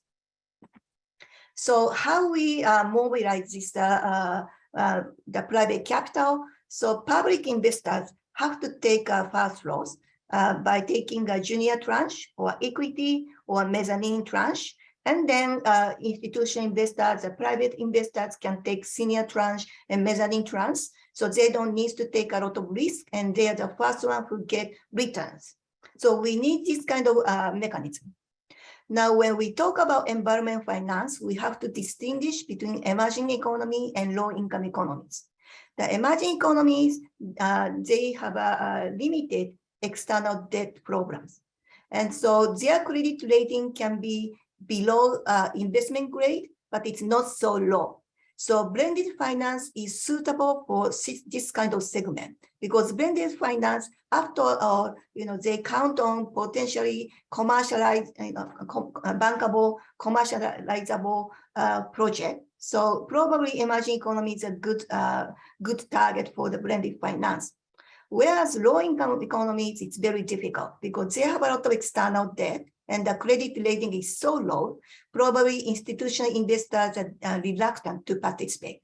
So in this area, we need a different kind of scheme, such as debt nature swap or new concessional finance, performance-based finance. Okay, so now let's go to the debt nature swap. It's nothing new. It's already started from 1980s. Basically, donor countries, they have a lot of debt and issued by developing country. So they try to write off some of this external debt in exchange for nature protection or climate purposes. It can be bilateral to three parties. But what's happened in Belize in 2021 was very innovative. They incorporated blue bond, and thanks to the insurance provided by U.S. Development Finance Agency, they could issue blue bond targeted institutional investors. So this is a new debt for nature swap approach. So this debt for the nature approach, basically the NGO buy up the distressed debt at secondary market at extremely discounted price. And then they sell this debt to the government of developing countries. So the developing countries buy back this debt at the discount rate. And then they refinance this debt buyback by issuing local currency bond with more favorable terms. Under the condition that some of the saved funding should be allocated to the nature conservation, climate change issues. The problem is that this is a highly complex structure, and also there's a risk for the failing for the government, failing to meet the commitment to spending saved money for nature conservation. So another way we can think is, there can be conditional guarantee provided by donors. So because after all, this debt cancellation is another form of grants provision, conditional on nature conservation. But the issue is that here there are a lot of debt problem is there. So debt swap can reduce. Debt swap can reduce this huge debt owned by developing countries. So this is the attractiveness of this debt nature swap, which cannot be substituted by conditional grants. Okay, so I think this is one scheme, but we need a lot of support from developed countries. Some kind of insurance or guarantees are needed. And so what was implemented in the case of Belize is the one innovative approach. Now, let's look at just the regular ODA and the development finance. Nowadays, some donor countries provide preferential financing for the developing country if they engage in, say, climate change related project. For example, JICA's case, they provide very low interest to this kind of scheme. But also, I think the area we can look at in the future is more for pay for performance based. So rather than looking at proceed, whether the proceeds are allocated to the green project or climate project or nature conservation project, maybe we should look at performance. Based on the performance, we can change, interest condition, or we can maybe, provide more preferable development finance support for developing countries. Okay, so there are at least two schemes using this approach. One is a universal energy facility in sub-Saharan Africa, initiated in 2020, and another one is, which I mentioned earlier, the last year during COP. Summer Advanced Economy promised to do South Africa just energy transition finance. This is basically they're seeking pay for performance scheme. Okay, so then we don't need to worry about this possible corruption problem, risk of non-compliance. So we should look at performance. Okay, so this is an example. So if there is no initiative, then probably South Africa will follow this red line. This is a baseline emission trajectory. Now with this support from advanced economy, and so there's more fund going to the renewable energy project. As a result, the South Africa can cut this emission more than baseline. So this is a green arrow area. So you can see over period, the South Africa can cut this GHG emission. Now, let's look at funding scheme. So initially, blue area is disbursement. Its principal, it's provided by donor countries. And then please look at the right-hand side. The dark brown area is principal to be paid by South Africa.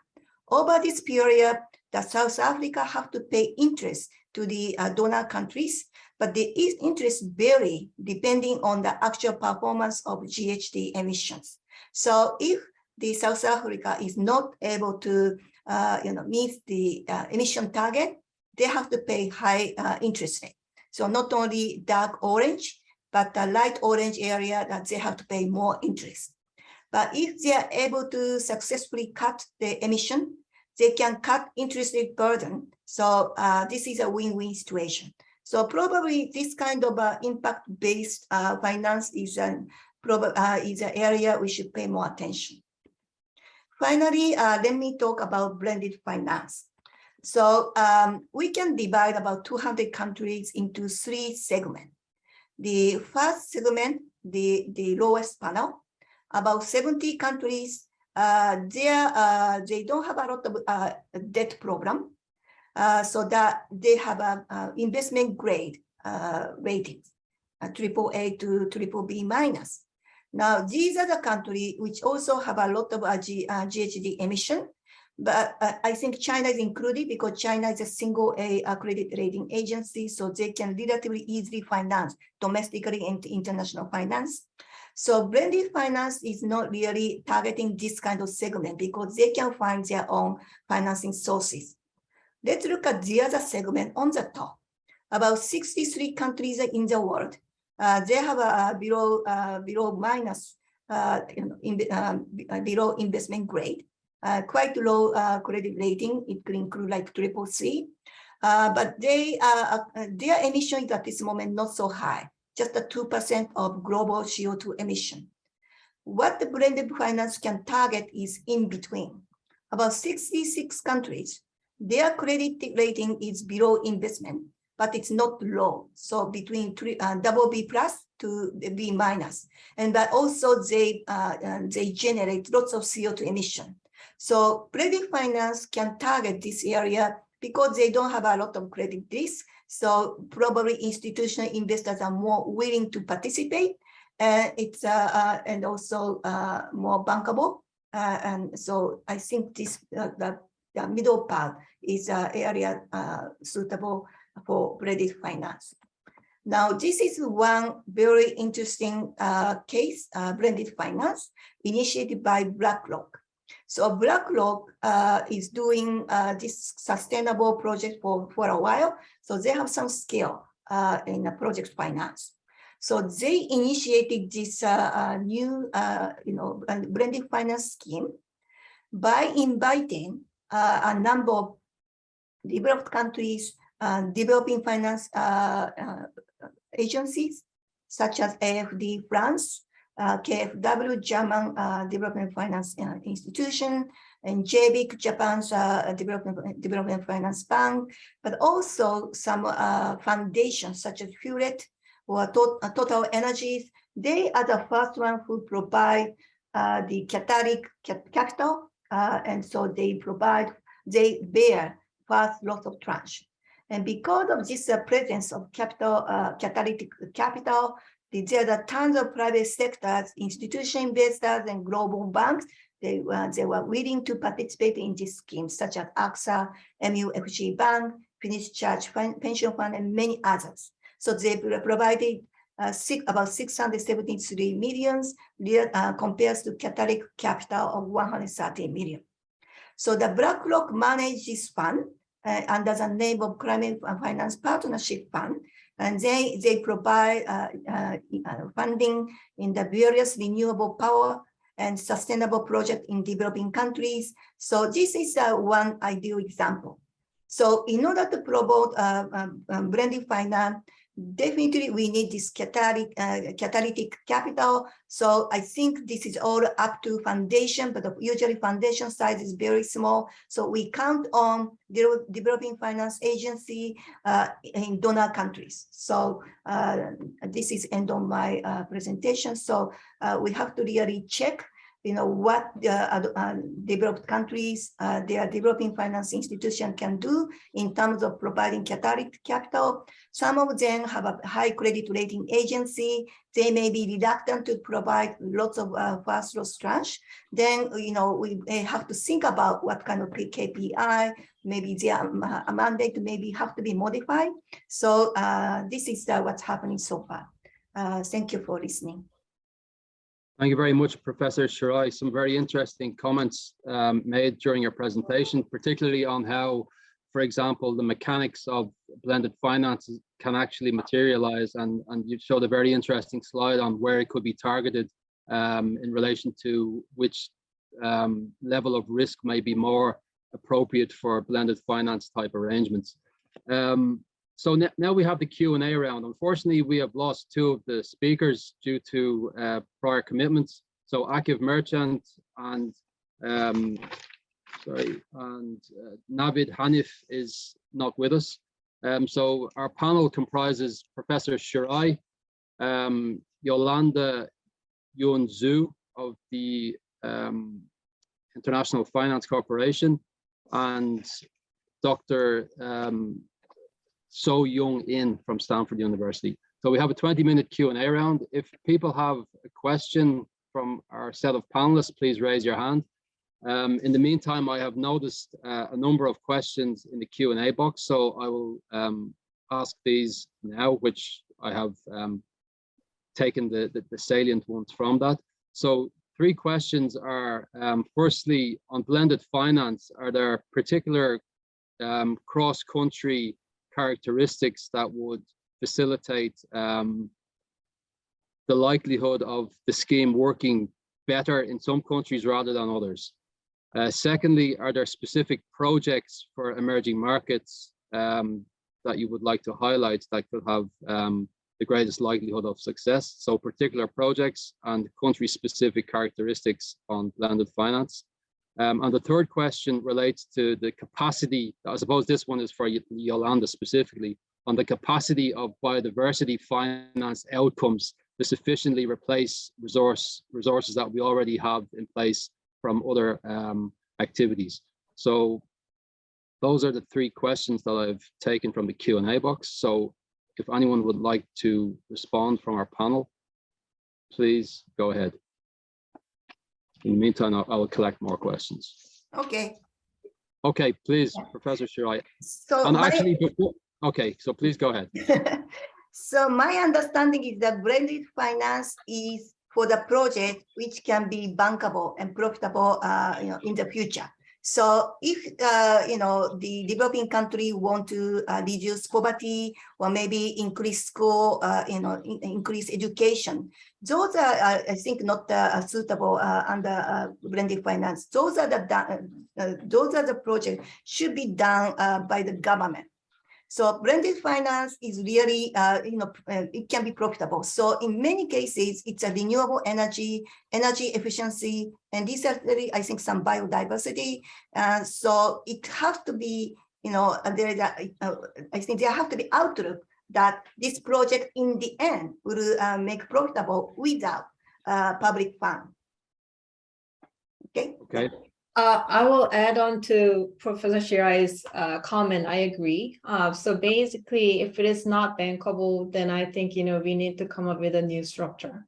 So, but, there are some trade-off in between risks. For example, there are some private investors who are more comfortable to take like a long-term risk, but, prefer to have stable, like a margin. Whereas, like some of the aggressive private investors who has more short-term perspective in investment strategy, but looking for higher return. So, like for those type of investors, like some project, even if it is bankable in like a 10, 15 years or 20 years time span, is not objective. So for those type of project, if we are able to source, and then, if we are able to source the right investors, then I think there's a potential to structure this blended finance deal.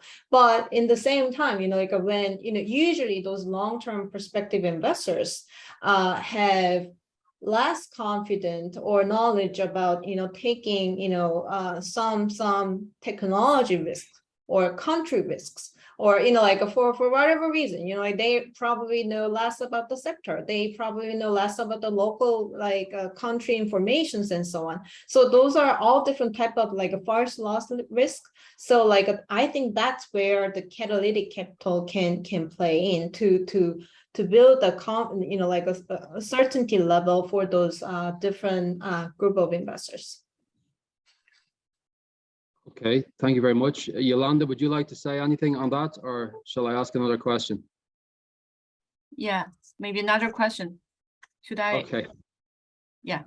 Yes. So I mean, I think in the responses so far, what's clear is that there are different risk preferences across different horizons for different types of sectors where blended finance may be applicable. And I wonder to what extent the macroeconomic environment also plays a role in, understanding the risk horizon preference of particular investors across different sectors, and how that would feed into, the mechanics of blended finance.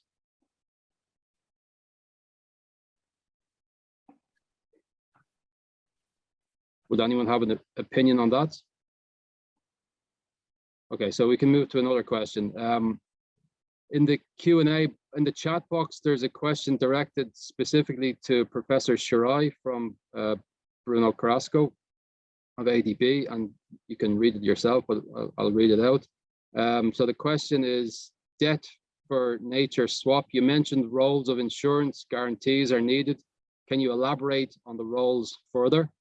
And there's actually a few questions here. So maybe you could take that one first, Professor Shirai. Yeah, so about this debt for nature swap in the case of derivatives, I mean, in general, so the debt distressed countries, there is a secondary market, and so NGO usually play an intermediary role, and they purchase this bond at a very discounted price, like 40–50%, and then they discuss with the developing countries, and then I think the developing country government, the buyback this distressed debt. So there's a gap, so they can cut this original debt. Now the government have to finance this buyback, and then in the case of derivatives, they issue blue bond, which is tied up with this protecting mangrove forest, mangroves. And then, but just with that, I think credit rating was below investment grade. And so not many institutional investors will find it interest. So US, by the way, NGO here is a US NGO, and then traditionally supporting this kind of debt swap. And then US government debt agency came in, and then they sort of indirectly provided insurance to this blue bond. So this blue bond got A- rating. So that's why institutional investors was willing to invest in this scheme. Okay, thank you, Professor Shirai. Actually, they're not from Bruno Carrasco. They're actually from Jungkyu Lee, but it's showing. Yeah. There's another question about the performance-based financing. So, if it is about the sovereigns, how can the performance for the sovereigns be ensured? It looks like reforming of international financial architecture. Yeah, so in the case of South Africa or Sub-Sahara, it's specifically targeting renewable energy, right? And then in the case of South Africa, I think it's targeting state-owned electricity companies. So then they can check this emission reduction clearly. So I think in order to have this impact and performance base, it has to be measurable. Yeah. Yes, there's another question related to the debt for nature swap and on its complexity and how to reduce that complexity. Do you have any opinion on that? Yeah, so there is lots of people involved, domestic NGO and international NGO who have skill, and the donor countries, and so many players there. So it's very complex, but debt nature swap is not new. It's already happening from 1980s, and many bilateral or three-party debt swap are there.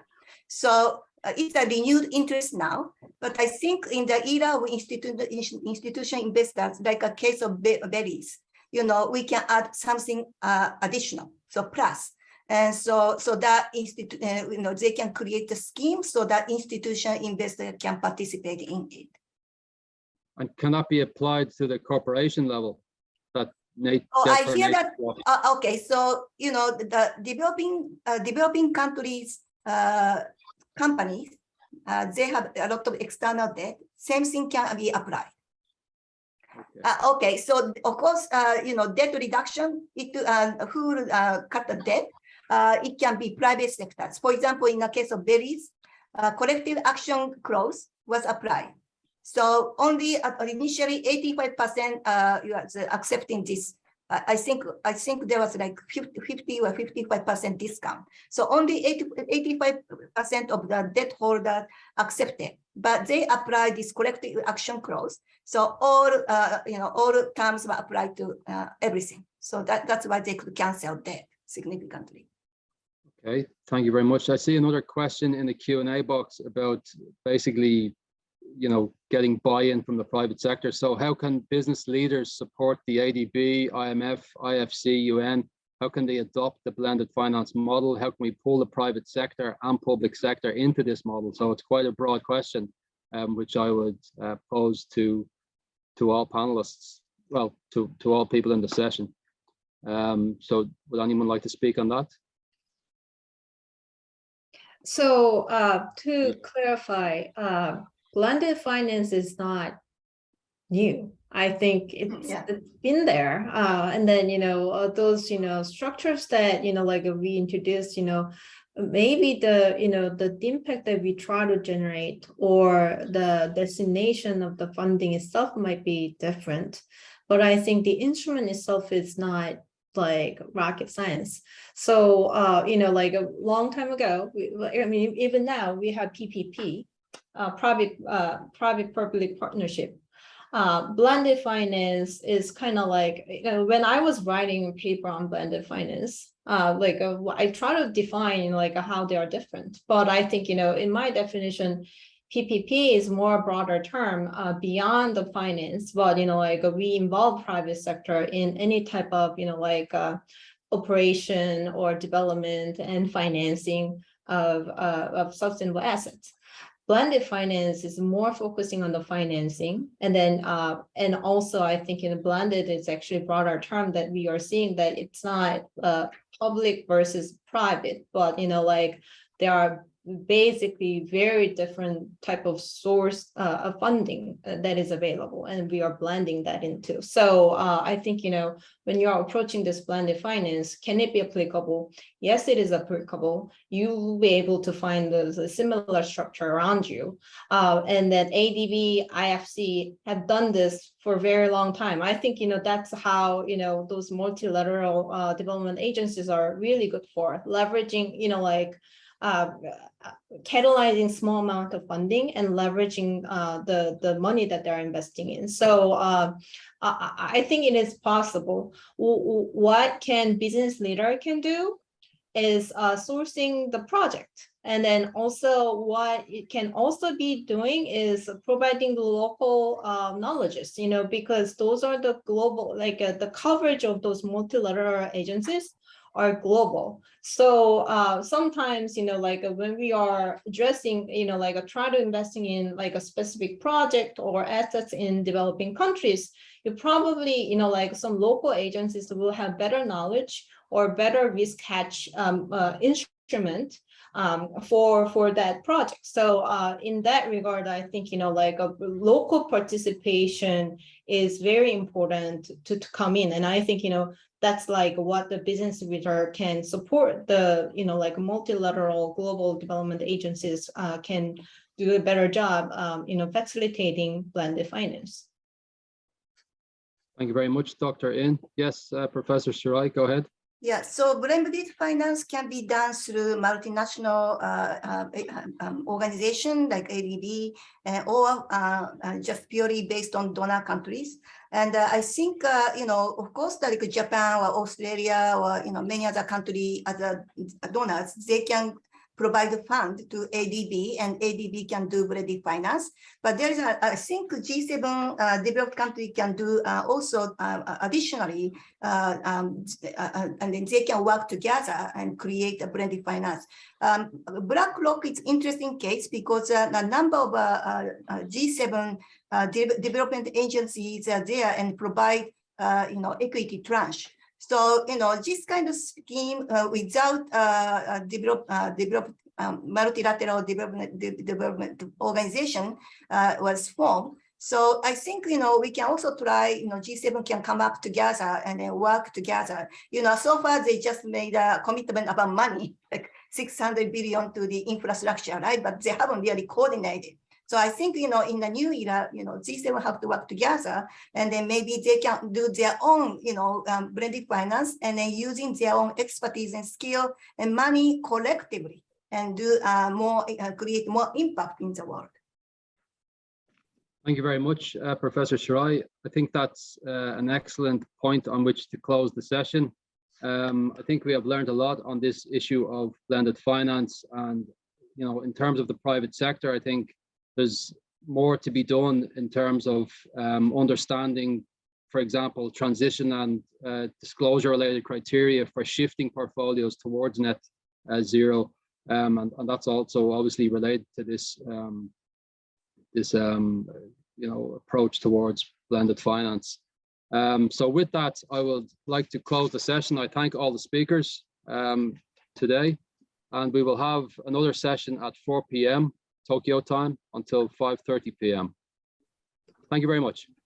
Goodbye. Thank you. There you go. Yes. Okay. Yes. Okay. So you can see the screen now. Apologies for this small technical hiccups. So today I'm going to talk about climate change projects and blended finance, and also I'll touch the issue of co-benefits. And because this session focuses on carbon markets as well, I'll touch on that topic as well. So in order to understand better what the GCF is doing, I will cover 3 topics. I'll introduce the mandate of the fund. I'll talk about the approaches to investment that we take. And finally, I will talk about the way we measure results in the GCF. And I think it's not a secret for us that the need for urgent climate action is more acute than ever today. And there is very little margin for delay to limit global warming to 1.5 degrees Celsius.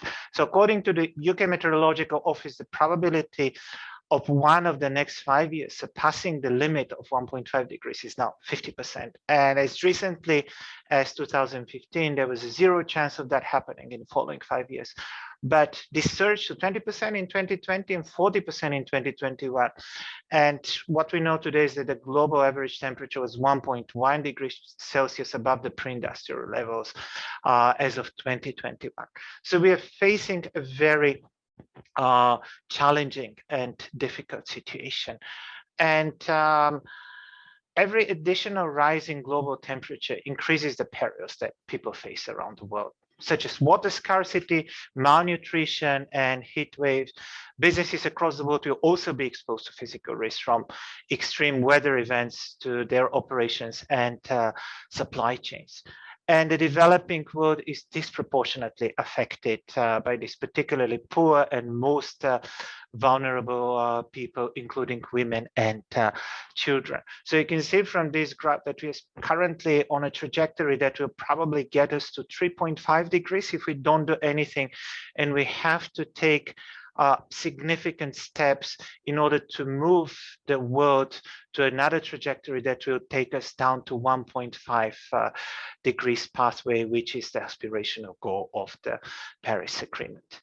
And the Green Climate Fund is actually one of the solutions that the international community has proposed to deal with the climate crisis. And this is one of the vehicles designed to channel funding into climate change projects. As you all know, the GCF is established by the UNFCCC as a dedicated climate fund supporting adaptation and mitigation projects, and it offers a unique approach to fighting climate change. The fund is also the world's largest dedicated climate fund that serves the Paris Agreement. And currently we have a portfolio of more than $10 billion and more than 40 billion of assets under management if we take into consideration co-financing. Our mandate is to support developing countries in their transition to low emission and climate resilient societies. And we are trying to follow that mandate in every single day of our operations.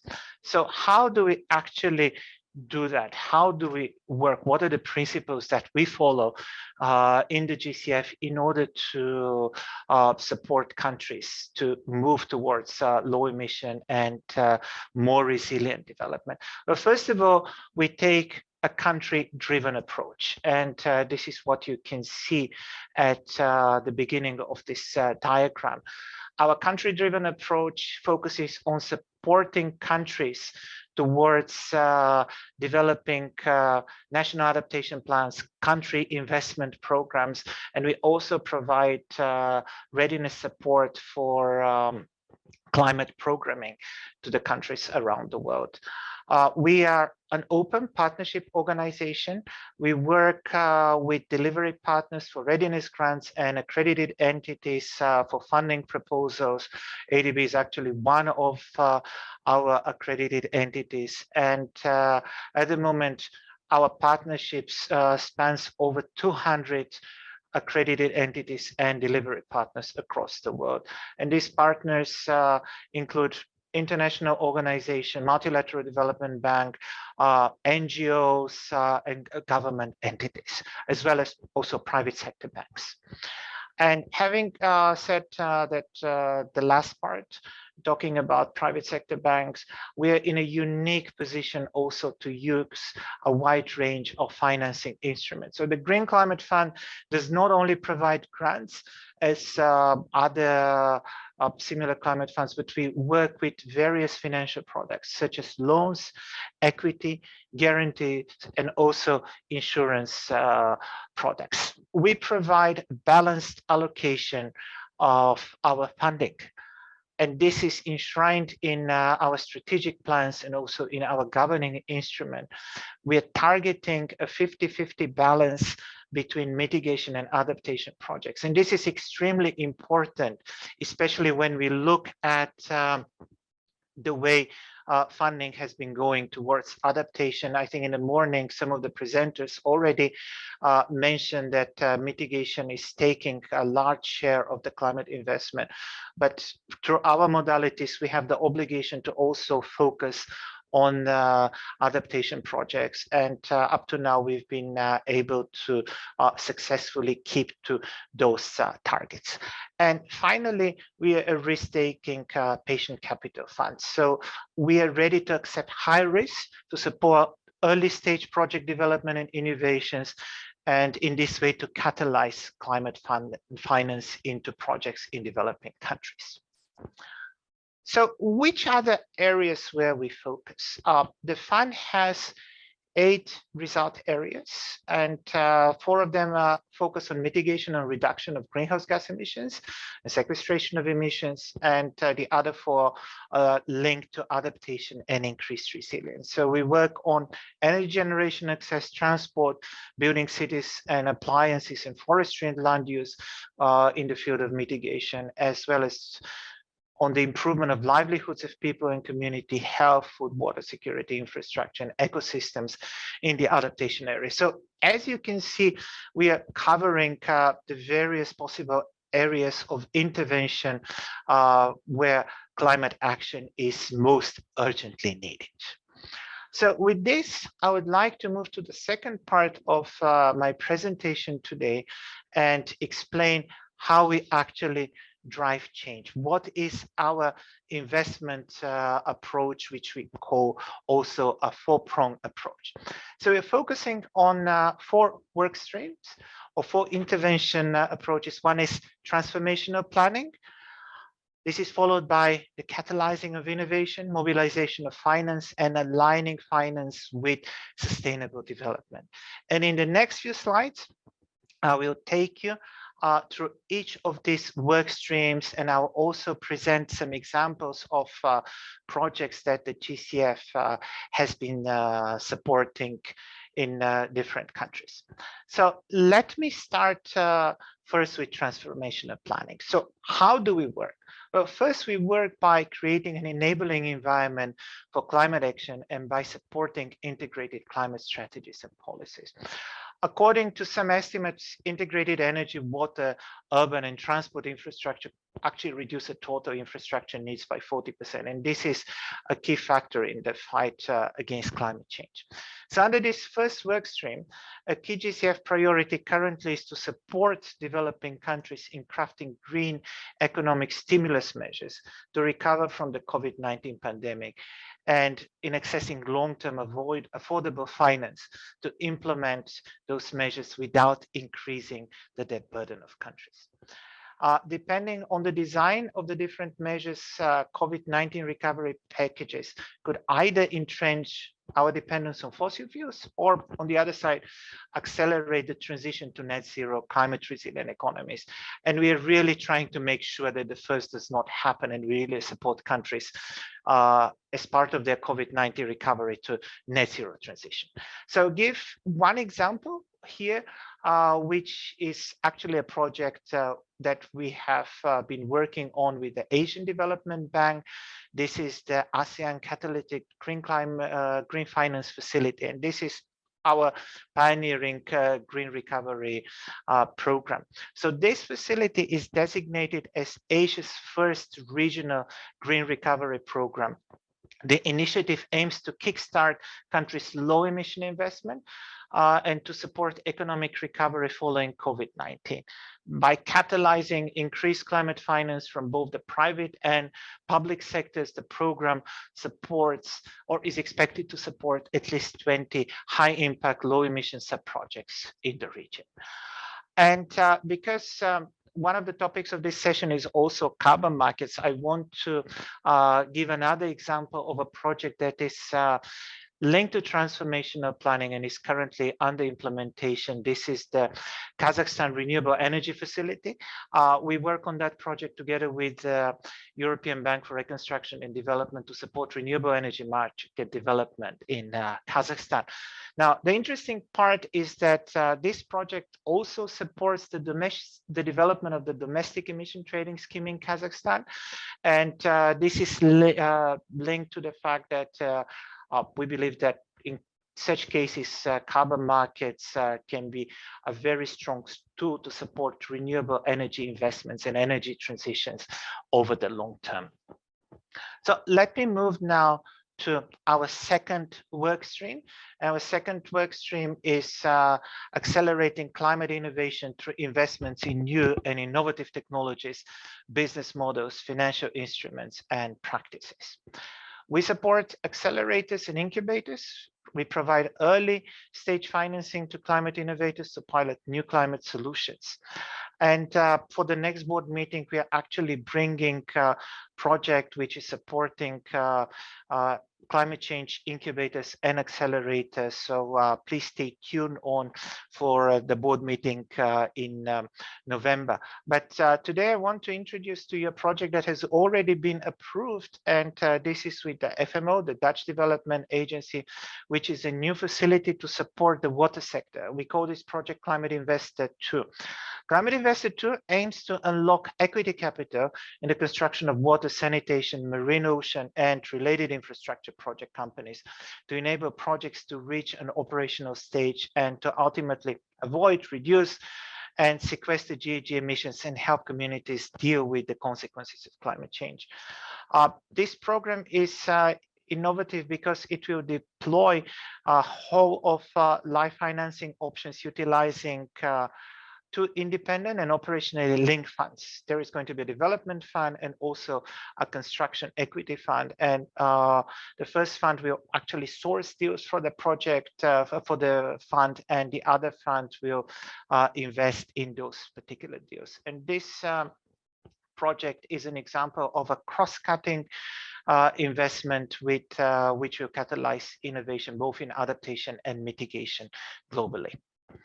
Now I'm moving to our third stream, which is the mobilization of finance at scale. And I will just repeat one of the things I mentioned in one of the previous slides, that a unique feature of the Green Climate Fund is that it can use a range of financial instruments to support investment in climate change projects. And we can use loans, guarantees, equity, grants. We can even look into insurance products. And in this way, we're aiming to mobilize private and public investment, both into mitigation and adaptation. And we're de-risking through blended finance instruments, first mover investments in new climate solutions. And in this way, we aim to establish a commercial track record and crowd in private finance. So I'll give you an example of a recent project which is actually focused on adaptation. And we are trying through that project to pioneer blended finance in large-scale adaptation solution. And this project is coral reef project with a private investment fund called Pegasus. So we are providing $125 million of first equity loss to the Global Fund for Coral Reefs. And this fund is a $500 million private equity fund. The fund is aiming at encouraging investments in the blue economy, including sustainable fisheries and aquaculture, ecotourism, and productive use of kelp forests. The fund is expected to catalyze a multiple of this amount through providing essential growth equity to entrepreneurs to help serve coral reefs and the livelihoods of millions across 17 countries. As I said, this is a pioneering investment, but if this investment is successful, the fund will demonstrate that investing in coral reef protection is a legitimate investment for both institutional investors and individual service. And in essence, we'll be aiming to create a new asset class, which is a prerequisite to move finance at scale. Now, let me move to the last but not least important work stream, and that work stream is focused on aligning finance with sustainable development. Our goal is to mainstream climate risk in investment decision-making and to enable financial institutions to finance the widespread adoption of commercially proven new climate solutions through dedicated credit lines or support the access to capital markets. So I'll give you two examples here, and one you can already see on the screen. And this example is the World Bank cooling facility. So the facility aims to mainstream and bring to scale sustainable cooling solutions across key sectors such as agriculture, health, buildings, and across the cooling value chain, while also working with local financial institutions. In addition to climate mitigation and adaptation, this facility will lead to broader developmental impacts, such as helping lower pressures on already strained energy systems, lowering local air pollution, as well as helping lower losses of food and medicine. And this facility will really help channel investment flows into low emission and resilient cooling systems. Another example that I would like to provide under this stream is a project that the GCF is working on in Eastern Europe and Central Asia and the Middle East. This is a GCF first program to invest and promote uptake of low carbon technologies in the industrial sector. We do it together with the European Bank for Reconstruction and Development, and it has been designed to facilitate transformational shift with energy intensive industries, agribusinesses, and the mining sector. Now, this program seeks to forge a low carbon pathway by promoting the uptake of high climate impact technologies and also stimulating behavioral change at corporate governance and management shift. And this includes integrating climate change consideration into strategic financial and technological decisions. Now, what is interesting about this project is that we allowed the sub-projects to also look into carbon credits and carbon finance to support the acceleration of the transition to low emission technologies. And in this way, the project aims to demonstrate that carbon markets can complement concessional financing received from climate investment funds such as ours and MDBs, and also ensure long-term sustainability of the proposed low emission solutions. So I'm moving now to the third part of the presentation, where I want to talk about the targets of the GCF in our current replenishment period, which is from 2020 to 2023, and also about the ways we measure our impact.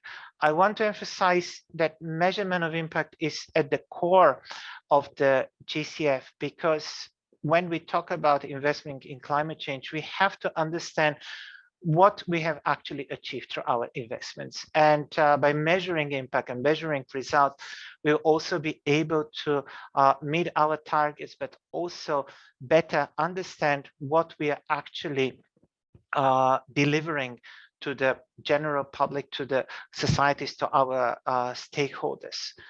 And you can, and our ability to deliver results during this replenishment period is also going to be testimony for our way to be an active player in the climate investment field. So here you can see that we have 6 targets for our current replenishment period. The first target is to maintain the 50-50 balance between adaptation and mitigation. And this is something that we will continue working on, and even trying in the future to increase the share of adaptation. We want to also enhance adaptation of vulnerable countries. We want to make sure that there is a fair allocation of funding across countries in the world. So we don't want to leave anybody behind. I want to make sure that our fund is accessible to all countries, especially the most vulnerable countries. In order to achieve that, we also have our 4th objective, which is the strengthening of direct access.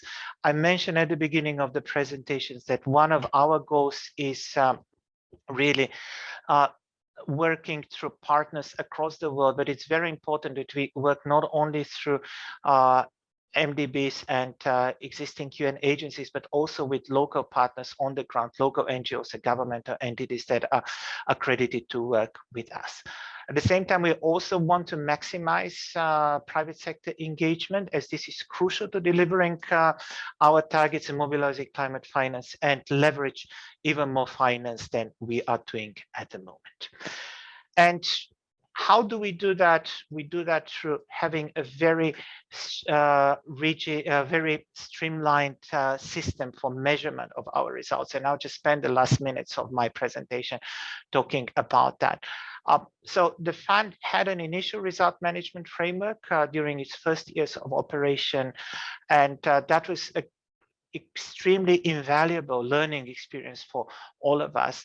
But with the new replenishment coming on board, we also decided that it's important to strengthen our result management, and the board of the Green Climate Fund adopted a new integrated result management framework. That framework is applied now to all projects and programs submitted to the GCF board from its 32nd meeting. And this is the framework that allows us to give even bigger and stronger confidence in the results that we are delivering from our investments. This diagram summarizes what the integrated result management framework looks at, but we focus at the different levels through which we generate results. We look at the paradigm shift potential, at the impacts that we generate through mitigation and adaptation, and also the way we create enabling environment. And at the end, we also look at co-benefits that we generate at project and program level. So let me quickly talk about the different levels at which we conduct measurement of the results of our interventions. So well, number one, we look at the paradigm shift and the contribution that we make to paradigm shift. And the measurement of paradigm shift allows the GCF to better understand to what extent we are able to support countries to move to low emission and resilient pathways.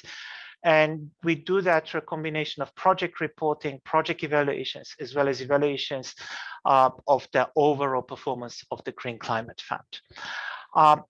On the second level, which is measurement of impact potential for mitigation and adaptation, with the new result management framework, we have strengthened our measurement approaches. We have developed also a comprehensive result handbook that includes methodologies for measuring all indicators that are in the framework, and also concrete guidance and examples.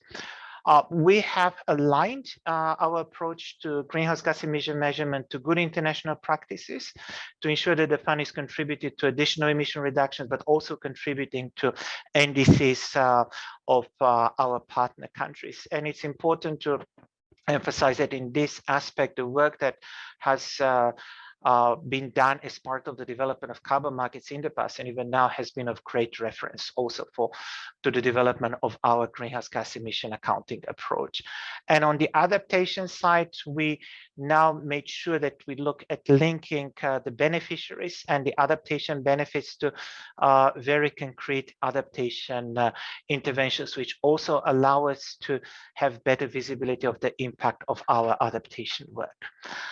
When we talk about enabling environment, and this is also key part of our investment, we measure that by looking at how we support technology deployment, institutional strengthening, knowledge management, which are key aspects for sustaining paradigm shift and achieving impact. And finally, as I said, at project level, we look at various co-benefits, and that includes social co-benefits, economic co-benefits, and gender co-benefit. So in this way, by having a strong result management framework that looks at impacts, outcomes, and also co-benefits, we as a fund have a much better understanding and visibility of the impact of our investments. And this allows us to test new solutions that we propose, to see how those solutions work, and to better inform in the future our programming and better serve the mandate that we have received from the UNFCCC and our partner countries in the fight against climate change, while also looking at how to channel investments in a more efficient manner. So with that, I would like to conclude my presentation and thank all of you for your attention. Okay, thanks so much, Vlad, for an excellent and very comprehensive presentation. Our other presenter, Paul Horrocks, has not yet appeared, so perhaps I could call on our discussant, Virender Kumar Dugal, to give his thoughts on Vlad's presentation. So Virender is Principal Climate Change Specialist, Climate Change and Disaster Risk Management Division of the Sustainable Development and Climate Change Department at the Asian Development Bank. So Virender, apologies for calling on you early, but the floor is yours. No, thank you very much, Peter, for inviting my comments over here. And good afternoon, everyone. It's my pleasure to be here and talking to such an esteemed audience today. And it is lovely to provide my reflections on a very dear friend, Vlad. It has been really enlightening to listen to your presentation. And thank you very much for sharing your insights on how GCF is organizing its work to support climate action that is so much important in today's context. So I will quickly go over some of the notes that I have taken from this very insightful presentation. We learned about the innovative approach being taken by the Green Climate Fund, GCF, on mobilizing funding support for supporting climate projects, and especially in the context of blended finance.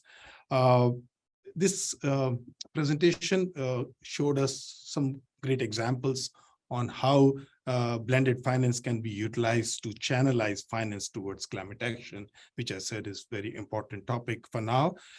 We also learned about GCF's approach in transformational planning, catalyzing innovation, mobilizing finance, and very importantly, aligning finance with sustainable development, which is one of the important topics that we are discussing in this particular session.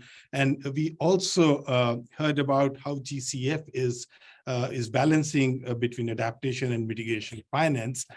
We all know that scaling adaptation finance is a challenge that many of us are deliberating upon. So this is one interesting topic, and I think from GCF's example, some very good ideas and insights have come up, which could probably be scaled up and replicated. And finally, from the case studies that we have seen from GCF, we have learned how GCF finance projects can provide innovative finance examples, how that can be utilized to deliver sustainable development benefits. I think that's very important, how to integrate sustainable development benefits into the climate action. And we all are looking forward to some good examples which can be replicated. So these are some of the initial thoughts that I have picked up from this very interesting presentation. So Peter, if you would like to come in at this point in time, or I can go on some of the work that we are doing at this point, or I can come later after we have had the second presenter. Paul. Why don't you go ahead, Virender? Okay, fantastic. Okay, so let me continue the conversation here on especially building how sustainable development co-benefits could be integrated in the context of climate action. In the context of financing environmental and climate projects, it is very important to ensure that the delivery of sustainable development impacts are duly integrated, and the way the delivery can be ensured is by a thorough, transparent, and very robust assessment of the co-benefits. The assessment of sustainable development benefits or the co-benefits can help estimate the additional positive benefits of climate action, enhance the effectiveness of climate action, identify areas that require further investments, and very importantly, enhance the design of climate action by incorporating additional benefits, which are very important for the local communities and sometimes going beyond. Let me give an example of how we have done the assessment of sustainable development co-benefits here at ADB. Among many things that we also manage trust funds or carbon funds. One such trust fund that we have is a future carbon fund, which bought carbon credits under the Kyoto Protocol second commitment period, the CERs, on behalf of the external financing partners. So this fund was operating during a very turbulent time for the carbon markets, as has been noted earlier. But the fund continued its operations and focused on procuring carbon assets from projects which were not only reducing GHG emissions and generating carbon assets, but were also delivering a host of co-benefits for the local communities. So we built a sizable portfolio of that. So in 2017, we thought, let's take stock of how far those efforts have been fruitified and what have been the local impacts on the local communities. So we developed a methodology using the best practices being adopted by different institutions, including UNFCCC. And using that meta methodology, we assess the co-benefits being delivered by the portfolio of projects supported by the Future Carbon Fund. And the results that we got were really very, very encouraging. So what we came to know that the portfolio of projects supported by FCF is not only reducing close to 3 million tons of CO2 equivalent per annum, but those projects are also delivering a very wide spectrum of co-benefits for the local communities and beyond. And those co-benefits included energy access, energy security, employment generation, income generation for the local population, health benefits such as associated with the air pollution, and so on and so forth. So the FCF experience, the Future Carbon Fund experience, clearly demonstrated the strong linkages between mitigation actions, the climate action, and the delivery of co-benefits or sustainable development benefits. So what we also did at that point in time, drew linkages between the mitigation actions, the sustainable development benefits, and the respective SDGs.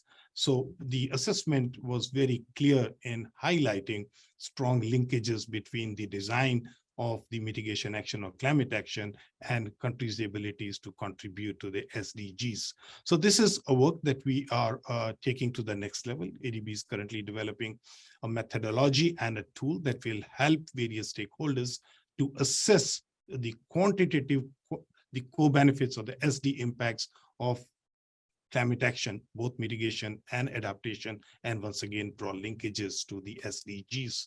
So this is kind of we are aiming to bring out this tool to be a public good, which can help a wider fraternity of stakeholders in the realm of carbon markets to build on the experience that we have built.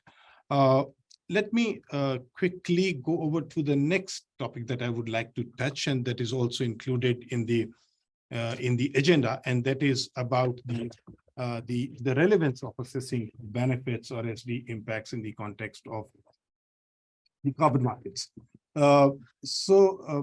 We are in the transitionary phase. The rule book for the Article 6 of the Paris Agreement was agreed at the last COP26 in Glasgow. Article 6, for those who are not fully aware, lays down the foundation for the next generation of international carbon markets and is likely to play a very critical role in enabling countries in achieving their NDC targets and raising the ambition over a period of time.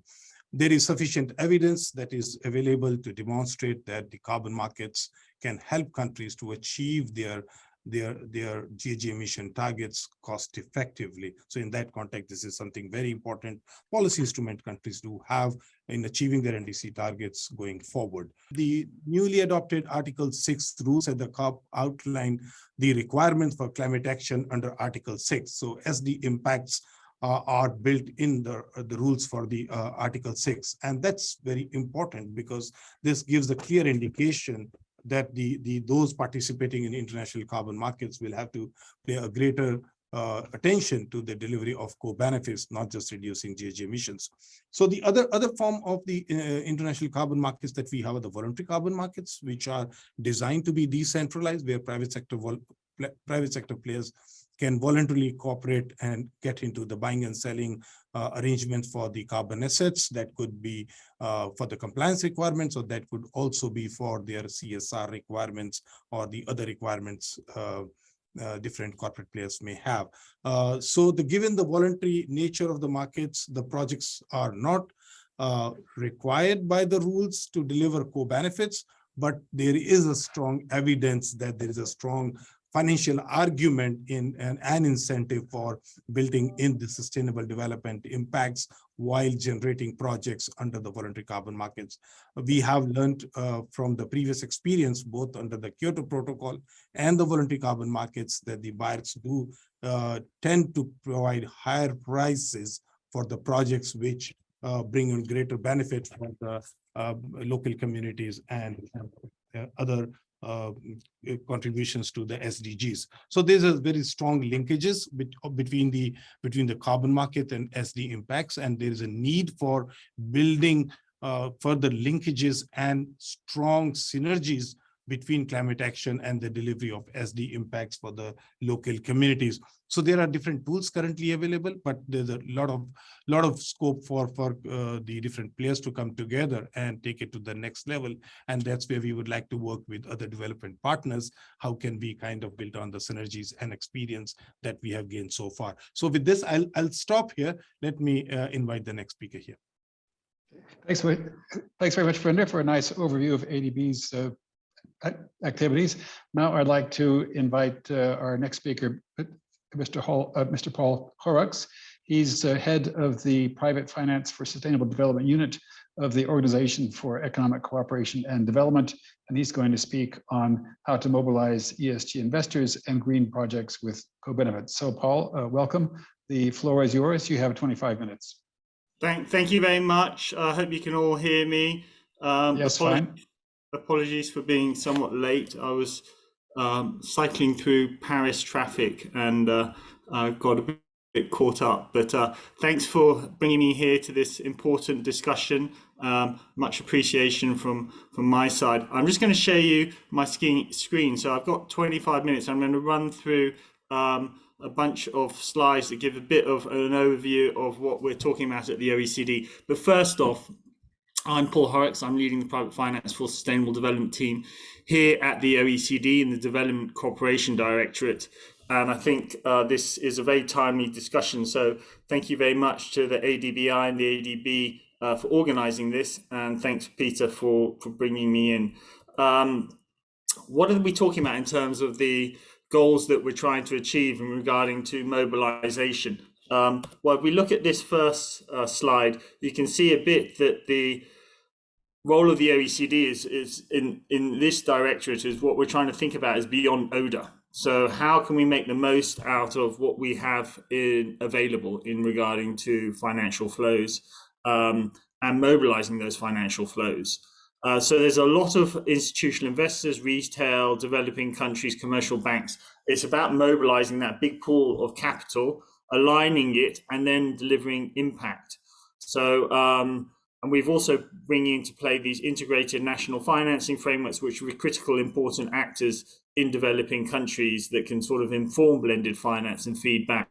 So we're working both on the mobilization, looking at the data, looking at the evidence, trying to get those flows to be aligned effectively, and then trying at the impact. What does it mean in terms of jobs? What does it mean in terms of gender equality? What does it mean about leaving no one behind? And making those three pools of policies work together is what we're going to talk a bit about here in this presentation from myself.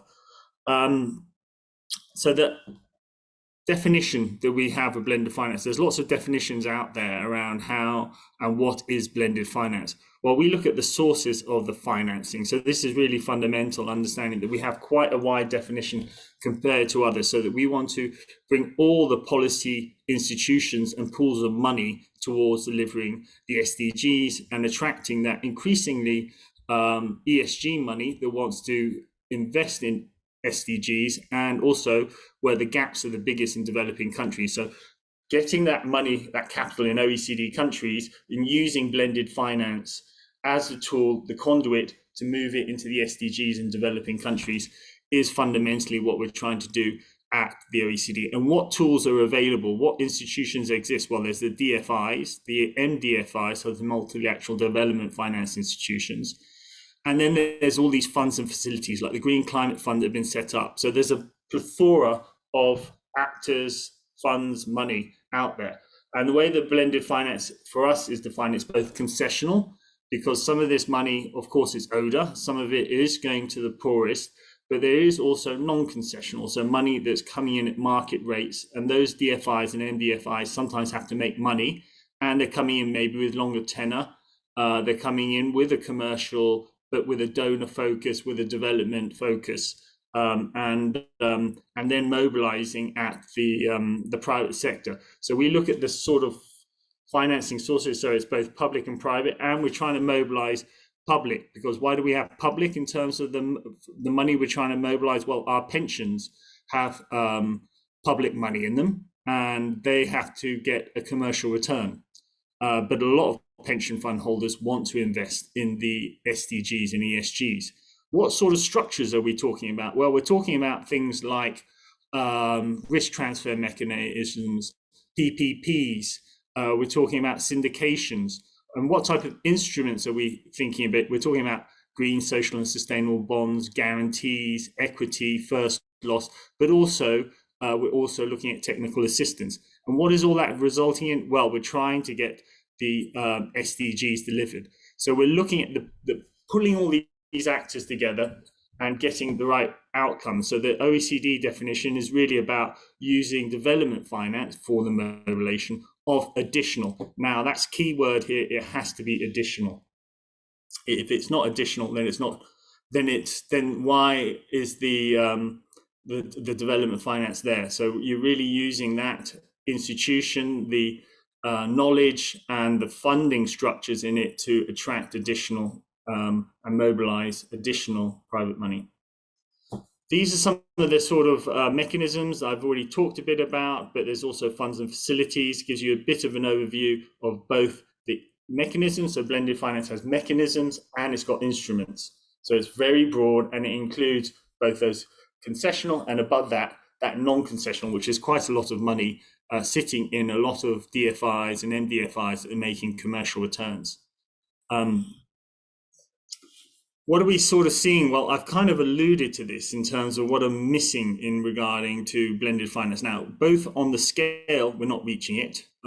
So we need to do more. And that's why the OECD's got this wide definition to try and capture all the actors and all those that want and should be delivering on this agenda, and get policymakers to be able to sort of focus their efforts about what's essentially often decarbonizing or creating new markets. And somebody's got to take the risk on that. And it's the MDFIs, DFIs that's sort of sitting in. However, we're not seeing the scale, and we're not seeing some of the breadth and depth that we want. So a lot of it's missing in LDCs and SIDS. And scaling blended finance is mainly in sort of the more commercial sectors, as you can see from the pie chart on the right. We want to see it in more the social infrastructure. And those other sort of areas that are critical to delivering the SDGs. We also want to see it in more of the LDC. So at the moment, there's only Mozambique, and I think that's because of a sort of big anomaly in one of the investments by a private sector. So for blended finance to really sort of deliver on the agenda, it needs to be both wider and deeper in terms of who it's delivering to. You can see a bit here in terms of the use of the instruments that certain instruments are growing. I mean, guarantees have sort of picked up, and then they've sort of dropped off a bit in 20. Direct investments in companies, so that's like equities grown, and that's of course the most risky part that you're exposing yourself to. But probably to deliver this and to get into some of those lower, less developed countries and cities, you're going to have to take more risk. You're going to have to use more equity. You're going to have to use things like guarantees as well to sort of think a bit about widening the ability for you to carry out your investments. And you're going to have to think a bit more about other tools and structures like green, social and sustainable bonds to both increase your balance sheet, but also to have more issuance in developing countries. I'll speak to that in a minute. So this is a bit more about what I've just talked about. And that there's, of course, we see a big potential in guarantees, even though it's dropped. Why do we like guarantees at the OECD? Well, I mean, the EU with their external investment plan is working a lot on guarantees, and guarantees, if done effectively, can widen your balance sheet. And they can also, you know, they're a tool that you can use a bit like quasi-insurance, and that they've shown that those are the tools that the private sector likes the most. So in terms of like for like mobilization, they are that can expand your balance sheet and mobilize quite a lot of private finance. Now, you should choose each product and each instrument because guarantees won't, you need a structure to guarantee. And so for some of those LDCs and SIDS, you're more likely to need more equity, more risk type instruments. But so everything should be tailored to its own context as well. So you can't blanket brush all these instruments to specific sectors and contexts. This just gives a bit of the mobilization. So as you can see again, energy, banking and financial services have mobilized the lion's share, so 30 billion over the period 18 to 20 on average. What we want to see again is more things in water and sanitation, the social infrastructure. I mean, we are seeing a lot more in terms of, it's not about privatizing hospitals and schools, but building things like infrastructure, student accommodation. There was a very big deal using GSSS bonds that provided the extra, the infrastructure, the buildings for the school, and they were green certified, and that was a project in Kenya. So there are instances whereby you can bring in the private sector to sort of deliver on the much needed big capital financing that some of the social sector requires. So what are sort of some of the factors though that would help the blended finance agenda go further? Well, it's provide a clear clarity on the private sector. What is blended finance? Because there's still confusion.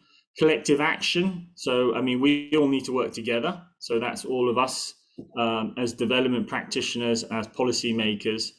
And then, I mean, there's an often criticism that's leveled at blended finance by CSOs and NGOs that it's not transparent enough compared to the pure ODA, which is scrutinized, one of the most scrutinized parts of public expenditure, compared to blended finance, where it's often claimed that it's not as open book, and then the private sector or other actors claim commercial in confidence, DFIs as well.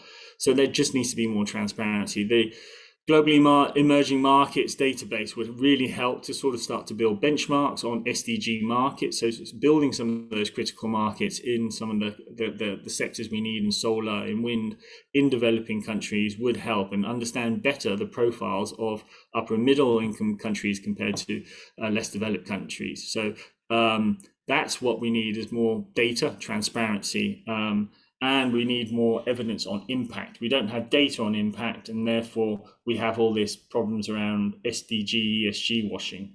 And that, I think that's up to us a bit in the multilateral system to try to ensure that that can happen. So as I said, there needs to be a bit of a change in the risk return model of MDFIs and DFIs to a model where we see risk, sometimes a return, but maybe there needs to be more risk, maybe lesser return and more impact. And those, there should be maybe some thinking about organizing those that are willing to take more risk versus those that are better mobilizing. I mean, there's lots of different models around DFIs and that have a credit rating, those that don't, those that can do more longer term investments. So those are all factors that sort of make you think about your balance sheet and which areas, sectors you can go into and how much risk you can take. It needs to be properly organized and thought through in regarding to the exposure that they're taking, and there needs to be much more effort, despite the fact that there's been a lot been done on impact, about reporting around that. So this is just a bit more around some of those things that there needs to be shift to greater development impact, and we need to have this focus that of actors that and keep their credit ratings and keep ensuring that they can do deals, but at the same time that they report more effectively on what's actually happening on the ground. How many jobs for women have been created? What sort of poverty aspects have been addressed, etc. So I mean, what's one area that we're seeing is in terms of the GSSS bonds. Now, there's the GS, so the green, social, and sustainable, which with it is underlying asset, and then there's the S, so the sustainability-linked bonds, which is more in the corporate sector and is linked to your general financing with specific KPIs that you have to deliver, which will affect the pricing that you pay on that bond based on your delivery of those KPIs. And of course, they're all climate related. But we need to think a bit more about how we use those. And capital buy, should have the same goals as ODA, basically leaving no one behind. So we're sort of working on looking at GSSS bonds as a sort of important tool. Typically those that invest in GSS bonds are sort of most risk averse institutional investors. And getting that big pool of funds into the SDGs and into developing countries would be a massive win for development. And as this sort of sustainability linked finance instruments grows, I think there's a potential to sort of use the blended finance and link them up with the GSSS bonds, because they are increasingly, there's so much interest in them that you've got a pricing around the greenium, so that you've got so many investors that want to buy these bonds that the actual issuer can benefit in terms of the pricing, and that they're actually lower in certain instances than an equivalent bond with the same tenor, same elements around it. But we do also need to see more local currency. So at the moment, we're sort of seeing a bit whereby we've got very limited local currency and a lot of hard currency. But at the same time, you can see here, developed markets are sort of the lion's share. Supranational issuers are sort of growing, but ODA eligible, it's sort of picking up, and we're seeing a bit of a growth, but we need to see a lot more. There's still such a small part of the market of this, and there's so much more that could be expanded there. Now, there's two ways that we're seeing the sort of use of green, social, and sustainable bonds. First, if you're a DFI like IFC or something, or ADB, you issue into the market and you use that to fund your balance sheet. You might use US dollars. A lot of DFIs in Europe are doing that. So, for example, FMO issues a lot of bonds and uses that to sort of raise cheap capital and lend it into risky markets typically in hard currency. What we also need to see, of course, is more issuance in developing countries in local currency. So you have the currency revenues with the financing, which is critical. And at the moment, we're seeing a massive tick up, but we're not seeing that little green bar of ODA eligible markets growing at the rate we would like. And so we need to do more with donors around building these markets, because fundamentally shifting economies to whether it's climate neutral or to the SDGs requires a lot of finance, and there's simply not enough ODA available to do that. So we need to think about these tools and help them grow with the requisite transparency around debt and also around impact. So here's a bit of a sort of overview of those issued amounts of GSSS bonds, and you can see a bit of a sort of mixed patchwork, and the public sector issues are sort of tapping the bond markets, but I think we also need to see more corporate issuance and more use of SLBs in developing countries. What are sort of some of the areas that are being issued in terms of some of the SDGs? This gives a bit of the overall picture. Of course, public sector issuers are as I said, the main players, and we're starting to see corporate issuers in clean energy as well, and sustainable cities. What we want to see is also more and the lower down in these sort of inequality, quality education in the water sector as well. So there's a massive amount that's gone on, of course, regarding climate bonds, and that sort of shows up a bit in the data, but we also want to see more in the social sectors. The social sectors will be more things that are linked to government spending, like PPPs, and therefore we need to see a bit more activity around that. Of course, there's things like gender bonds now being issued and other sort of just discrete bonds, but to create a market, the GSSS bonds has got a lot of traction. We definitely need to sort of think about how we can do that. And we've got Thailand has been quite a sort of strong issuer, and as I've talked about, the greenium is a sort of benefit in terms of the pricing that should be taken into consideration. As long as we've got this going on in the market, it is a good time to sort of issue these and make the most whatever happens in terms of world monetary policy. There is still a strong appetite for this type of paper.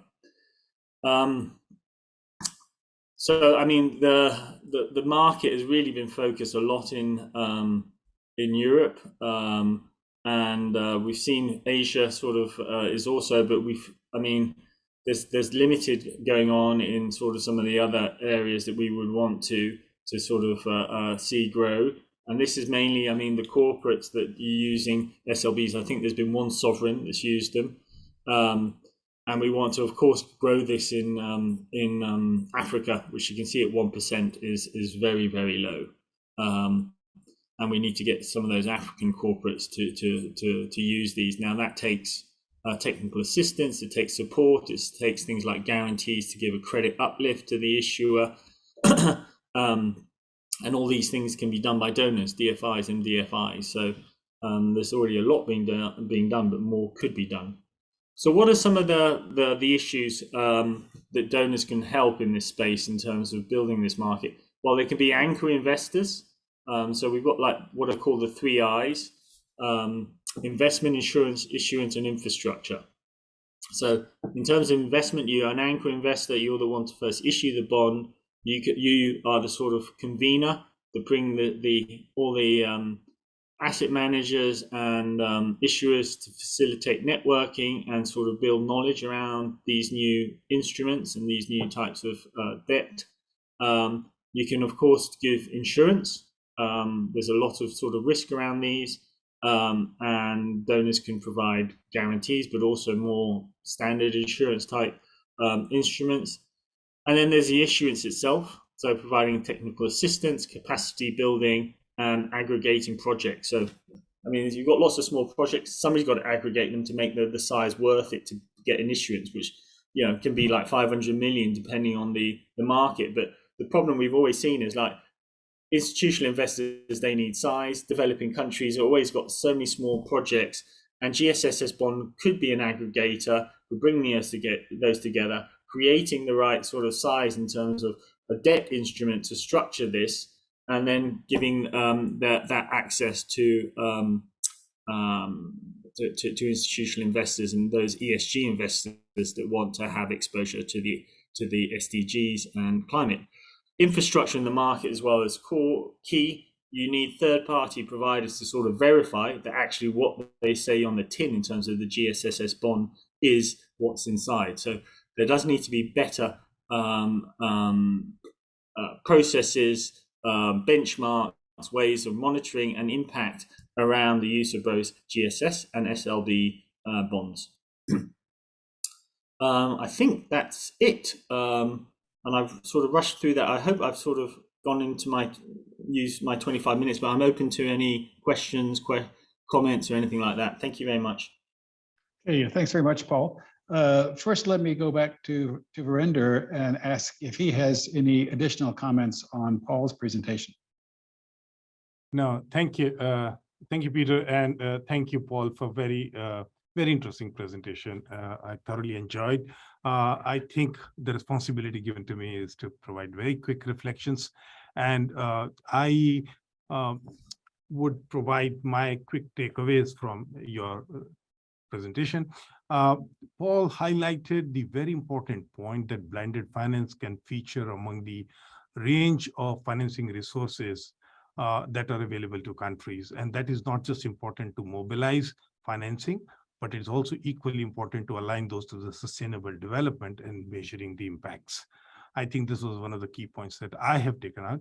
And among the challenges for blended finance implementation, Paul highlighted 3 key areas: missing frameworks for developing countries, scaling blended finance in social sectors, and finally, implementation and capacity deficits, particularly in the LDCs and SIDS. I also learned a lot about the market for GSSS bonds and the concept of greenum, as well as the sustainability-linked bonds that for which there is a growing traction and momentum. Especially, I learned the example in Thailand. The other key takeaways for me, that it is important to develop common understanding to what blended finance actually means, build markets, data and knowledge sharing, and evidence-based investments. That is especially very important to develop the way forward to further support blended finance. And finally, for the development partners, what development partners can do, the 4 I's are very important: investment, insurance, issuance, and infrastructure for the markets. So a very insightful presentation. I think a lot for the participants to take back home. And I'm quite sure the audience will have some very interesting questions for you, Paul, and again, Vlad. So I would like to hand it over back to Peter to moderate the Q&A session. Thank you so much. Okay, thanks so much, Verinder. So the floor is now open for questions. You can either raise your hand or type your question into the Q&A box. I see Professor Shidai has a question. So Sayuri? Yes. Please go ahead. Yeah, I have a question to the both speakers. As for the first speaker from GCF, so when the example you showed us was sort of co-financing with various like EBRD, ADB, and so on. So when you do a co-financing, how do you decide, who is taking this first loss sharing? In other words, your fund takes greater risk in terms of loss sharing compared to other multilateral finance organization. And my second question is that, so your fund is providing like concessional loans, guarantees, insurance, and grants. So out of these tools, is this insurance and guarantee it's most important to make this blended finance successful. And my final question is that your one example was that the project is selling carbon credit, right? So who is purchasing this carbon credit? I mean, in other words, the project is selling this carbon credit outside to the carbon market, or somebody in the participant of the project is taking this credit. My question to the speaker from OECD. So now a lot of sovereign countries, they issue green bonds, social bond, and I hear that recently only one country, I think it was Chile, who issued sustainability linked bond.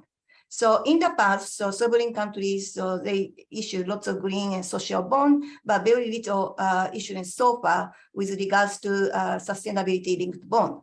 But I think sustainability linked bond can be more credit worthy because it's conditional. So it's KPI decided, and then depending on how successful this KPI is, then interest rate, the term will change. So do you see sustainability linked bond maybe more important in low income developing countries compared to other sorts of green and social bond?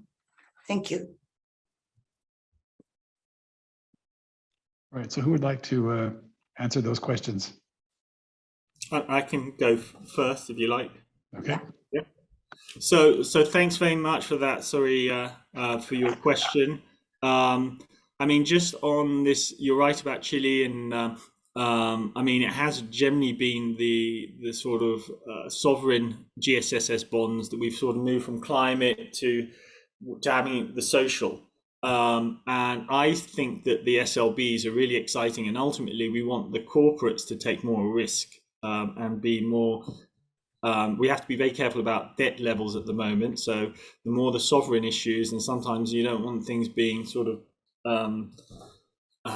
issued in the sort of GSSS bonds and adding to debt piles that are not sustainable. So that's the first point. I mean, on the SLBs, there is still a lot to be done in regarding to building benchmarks and getting those KPIs KPIs right. Some corporates are sort of leaving the point for the uptake in the KPI way till the end of the financing. They're sometimes putting too low step ups in terms of the financing. So there's a bit of gaming at the moment.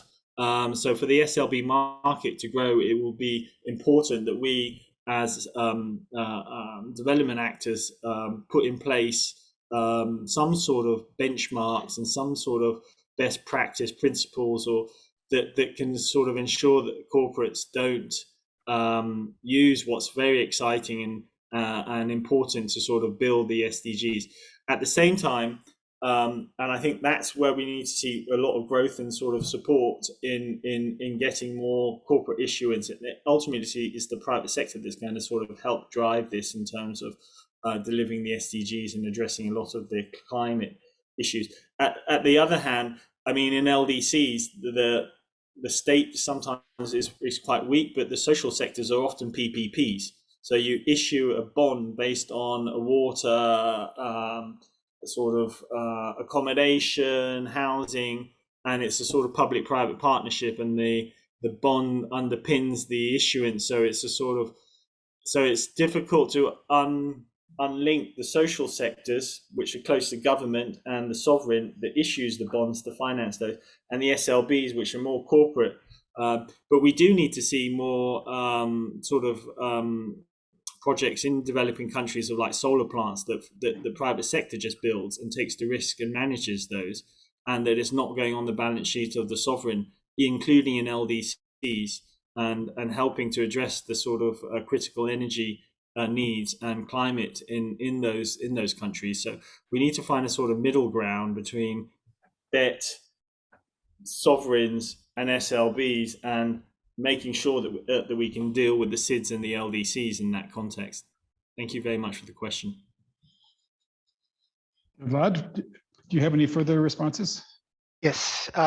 Thank you, Peter, and thank you, Sayuri, for your question. So you had 3 questions for me, so I'll try to answer them in order. So your first question was about the first loss sharing. Okay, so we, for example, the project that I introduced, the Global Fund for Coral Reefs, in the case of that project, we are providing 125 million of first loss equity. And this is one of the examples where we can take this type of risk in order to attract other private sector investors. And especially this was important for an extremely innovative, and I would say like high risk area as coral reefs, because we believe that if this project is successful, really it can bring a very high impact, and it can also lead to the replication of this type of project model across the development and climate change space. In other cases, we may not take this type of position. So the structuring of the particular deals, it will really depend on each deal. So we decide that on a case-by-case basis. We are trying to I mean, one of the principles that we follow is not to crowd out private capital, but to crowd in private capital. But at the same time, we also have to make sure that we do not make investments that lead to market distortion. So we make a very careful assessment, conduct a very careful assessment of the different conditions that we offer before we end up with a final deal structure. So I cannot tell you like how it compares to others. As I said, it really depends on the particular deal that we are supporting. But as I said in my presentation, we are a patient capital investor. We are ready to take high risk depending on the type of the projects that we are dealing with, or the program that we are dealing with. You also asked me a question about the different financial tools that we use, and especially mentioned that insurance and guarantee are extremely important tools for us and for blended finance. And I fully agree with you. We are actually going to bring to the board a project looking at green guarantee. So this is something that you see very soon on our website once before the board, and you can follow also the discussions at the board meeting. And we are also having guarantee projects coming to already approved in the past. So what we are trying to do is, again, on a case-by-case basis, and depending on the client that we are working with, depending on the partner that we are working with, we are trying to see what will be the most efficient way of deployment of the different financial tools. And then on the sale of carbon credits, that is also a very good question. So the example that I introduced was for Kazakhstan.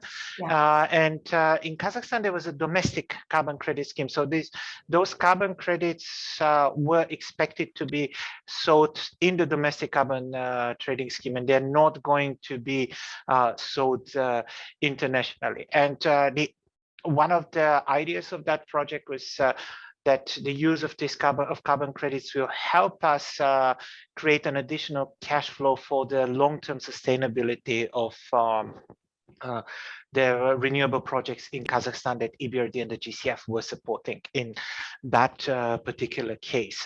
So again, on the use of carbon credits, this is something that we are looking at really on a case-by-case basis. And the reason for that is that the GCF is already providing concessional finance. So we don't want to allow double dipping, for example, to occur.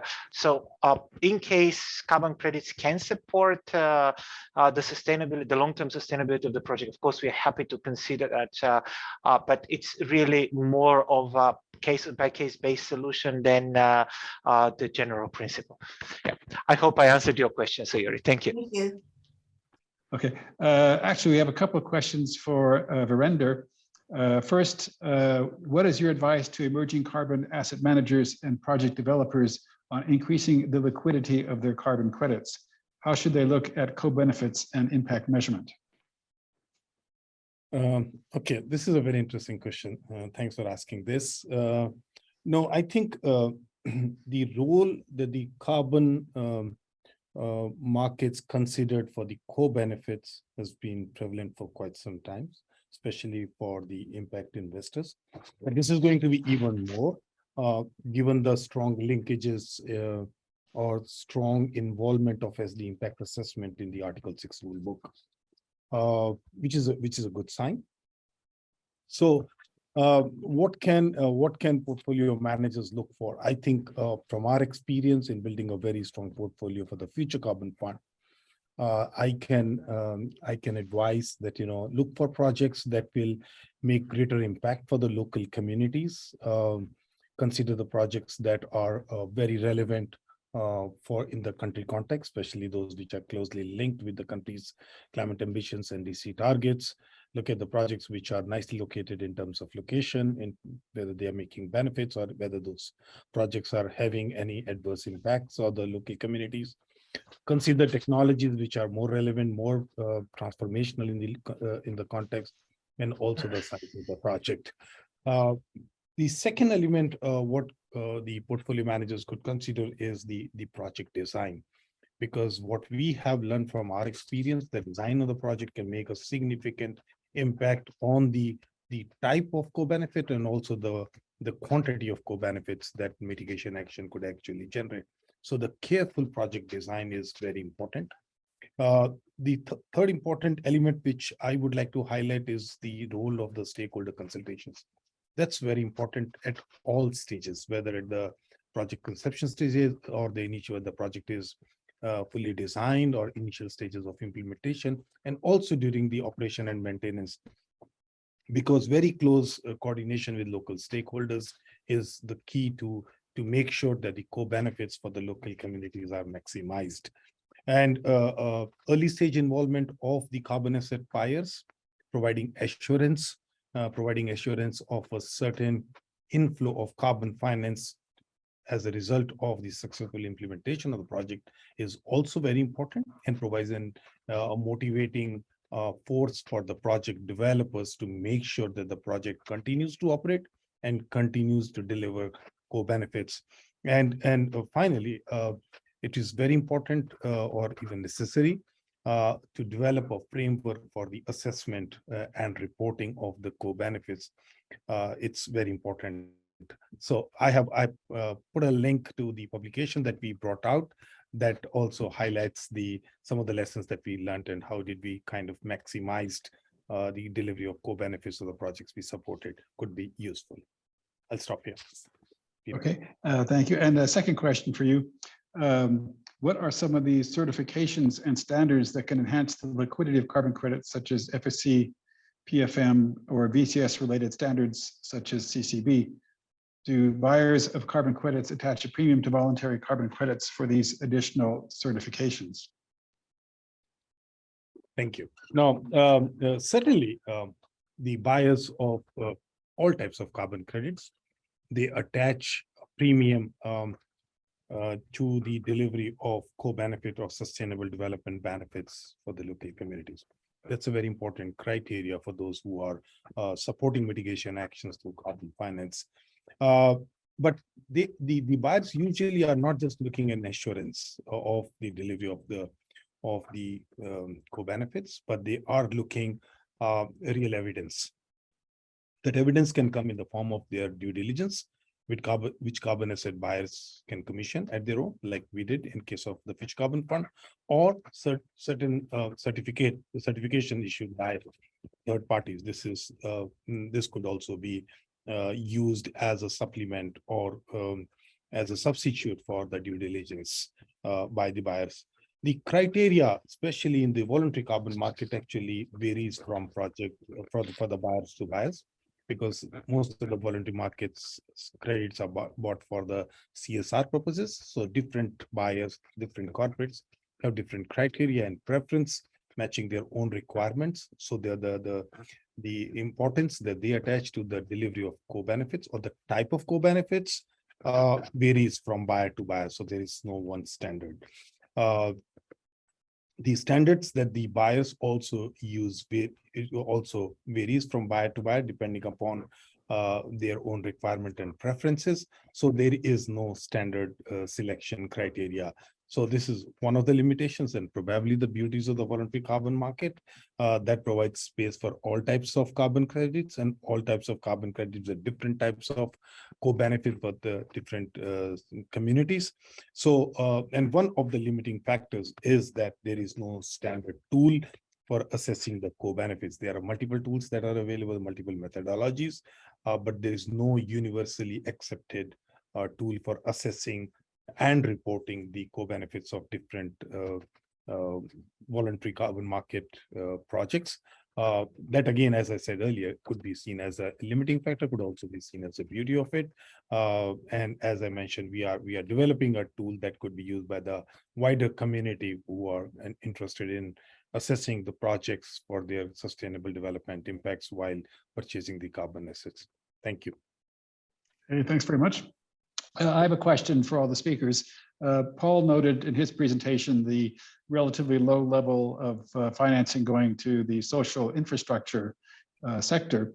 And it was pointed out in the first session that one of the problems of that sector is that in many cases it does not produce returns that could necessarily be translated into the kinds of returns that investors are looking for. So how can that circle be squared to incentivize more funding to go to the social infrastructure sector? Very, very good question, Peter. I might have a first go at it, if I may. Sure.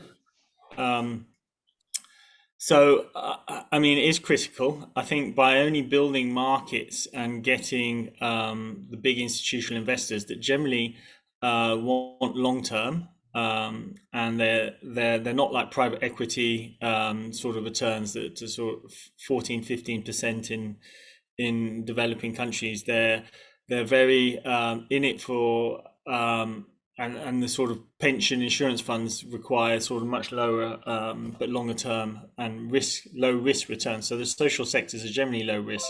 They are low return, but getting some of that capital in, I think, will be critical to sort of build those markets and demonstrating that you can still have things like student accommodation which is a social sector, agriculture, which is a critical need, water, where there's critical needs in developing countries, both in a sort of climate sense, but also in terms of water infrastructure, and of course, energy.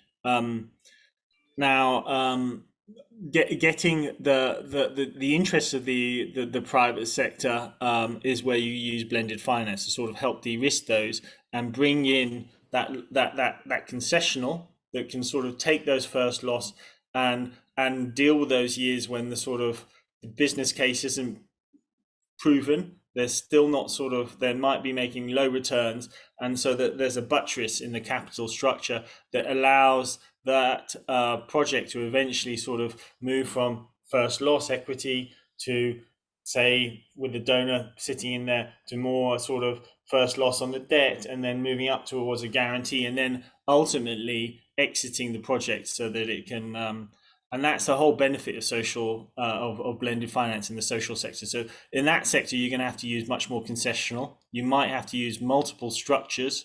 So thinking a bit about having more funds focusing on it, more concessionality, and getting in these things like, if you're going to use GSSS bonds, and there's the social side on those, that they're not just green, that they actually do a lot of social. Otherwise, I mean, the market and the delivery for the SDGs won't be delivered, and we'll just still have a lot of concessional money running around for projects in the climate space and very little in the social sectors, which is, and I think, I mean, a lot of the social sectors can have a very good green element and climate to them. And if you think about some of that housing and the need in developing countries to help deal with making sure infrastructure buildings are green, and that can be a sort of big built into that as well. And so you can also bring in some of the more greenium hungry climate investors that want to have that exposure as well. Yes, that's a potentially an interesting combination, I think. Vlad or Virender, any further responses? Okay. Thank you. I'll build a little bit on what Paul was just saying, and just to emphasize that on from our perspective, we invest like in projects that we can define as climate projects, so adaptation or mitigation projects. So the idea that Paul was suggesting that social infrastructure is somehow also linked to resilience, for example, or reduction of GHG emissions, this can make actually the investments more in social infrastructure more attractive. And I was thinking also that we should think we can design some impact investment solutions where you can have a set of indicators which the particular facility has to report against, and particular targets to meet, and the investment can be linked to that, or various private public partnership solutions may also be a way to mobilize capital. On our side, maybe this is another thing I can emphasize, is that when we look at projects where there is a very low return, we usually offer much higher concessionality in order to compensate for that. So investors who are ready to take this type of risk can also be brought on board, and then you can come up with a structure that will allow eventually to bring on board other investors who have a higher risk appetite. So let me stop here. Thank you. Okay, thank you. Virender, any final words? Yes, I one of the things that I would like to reflect upon is from the questions that have been posted in the chat box are concerning about the liquidity in the market. I think this is one of the important challenges that we are facing, liquidity in the carbon markets. So my thinking is that liquidity in the markets is closely connected to the standards that the mitigation actions would use. But at this point in time, we see there are multiple standards coming, some on the voluntary space, some in the compliance space under the Article 6. So at this point in time, it's difficult to predict which standard is going to dominate. But generally speaking, I think the mitigation action should be designed based on the most robust standards with high environmental integrity. I think that's going to be very important. We saw that under the Kyoto Protocol, CDMCRs were getting a premium over the voluntary carbon assets. So I think this is going to be very important. And the one thing which is very important is the corresponding adjustment under the rule book with Article 6, and the involvement and approval from the host governments is going to be very important and perhaps critical for the marketability of the carbon assets and for the international trade of carbon assets happening. So I think currently the carbon markets are going through major transformation, and the situation is constantly changing. So this also includes the role of the voluntary carbon market and the connection with the Article 6. I think the lines between the compliance market and the voluntary markets are blurring. So I think this is something to be kept an eye on. But generally speaking, people will continue to pay a premium for the co-benefits or sustainable development impacts that the projects are likely to bring about, and of course the high quality of the mitigation actions and the impact that the projects make for the local communities always draw premium. And I think this trend is likely to continue. I'll stop here. Thanks for the questions. Okay, thanks very much. Well, I think we've had an excellent discussion and very much seeing the importance of co-benefits as part of the overall incentivizing package. We are out of time now. I would like to thank both our speakers and the discussant, as well as the audience, for the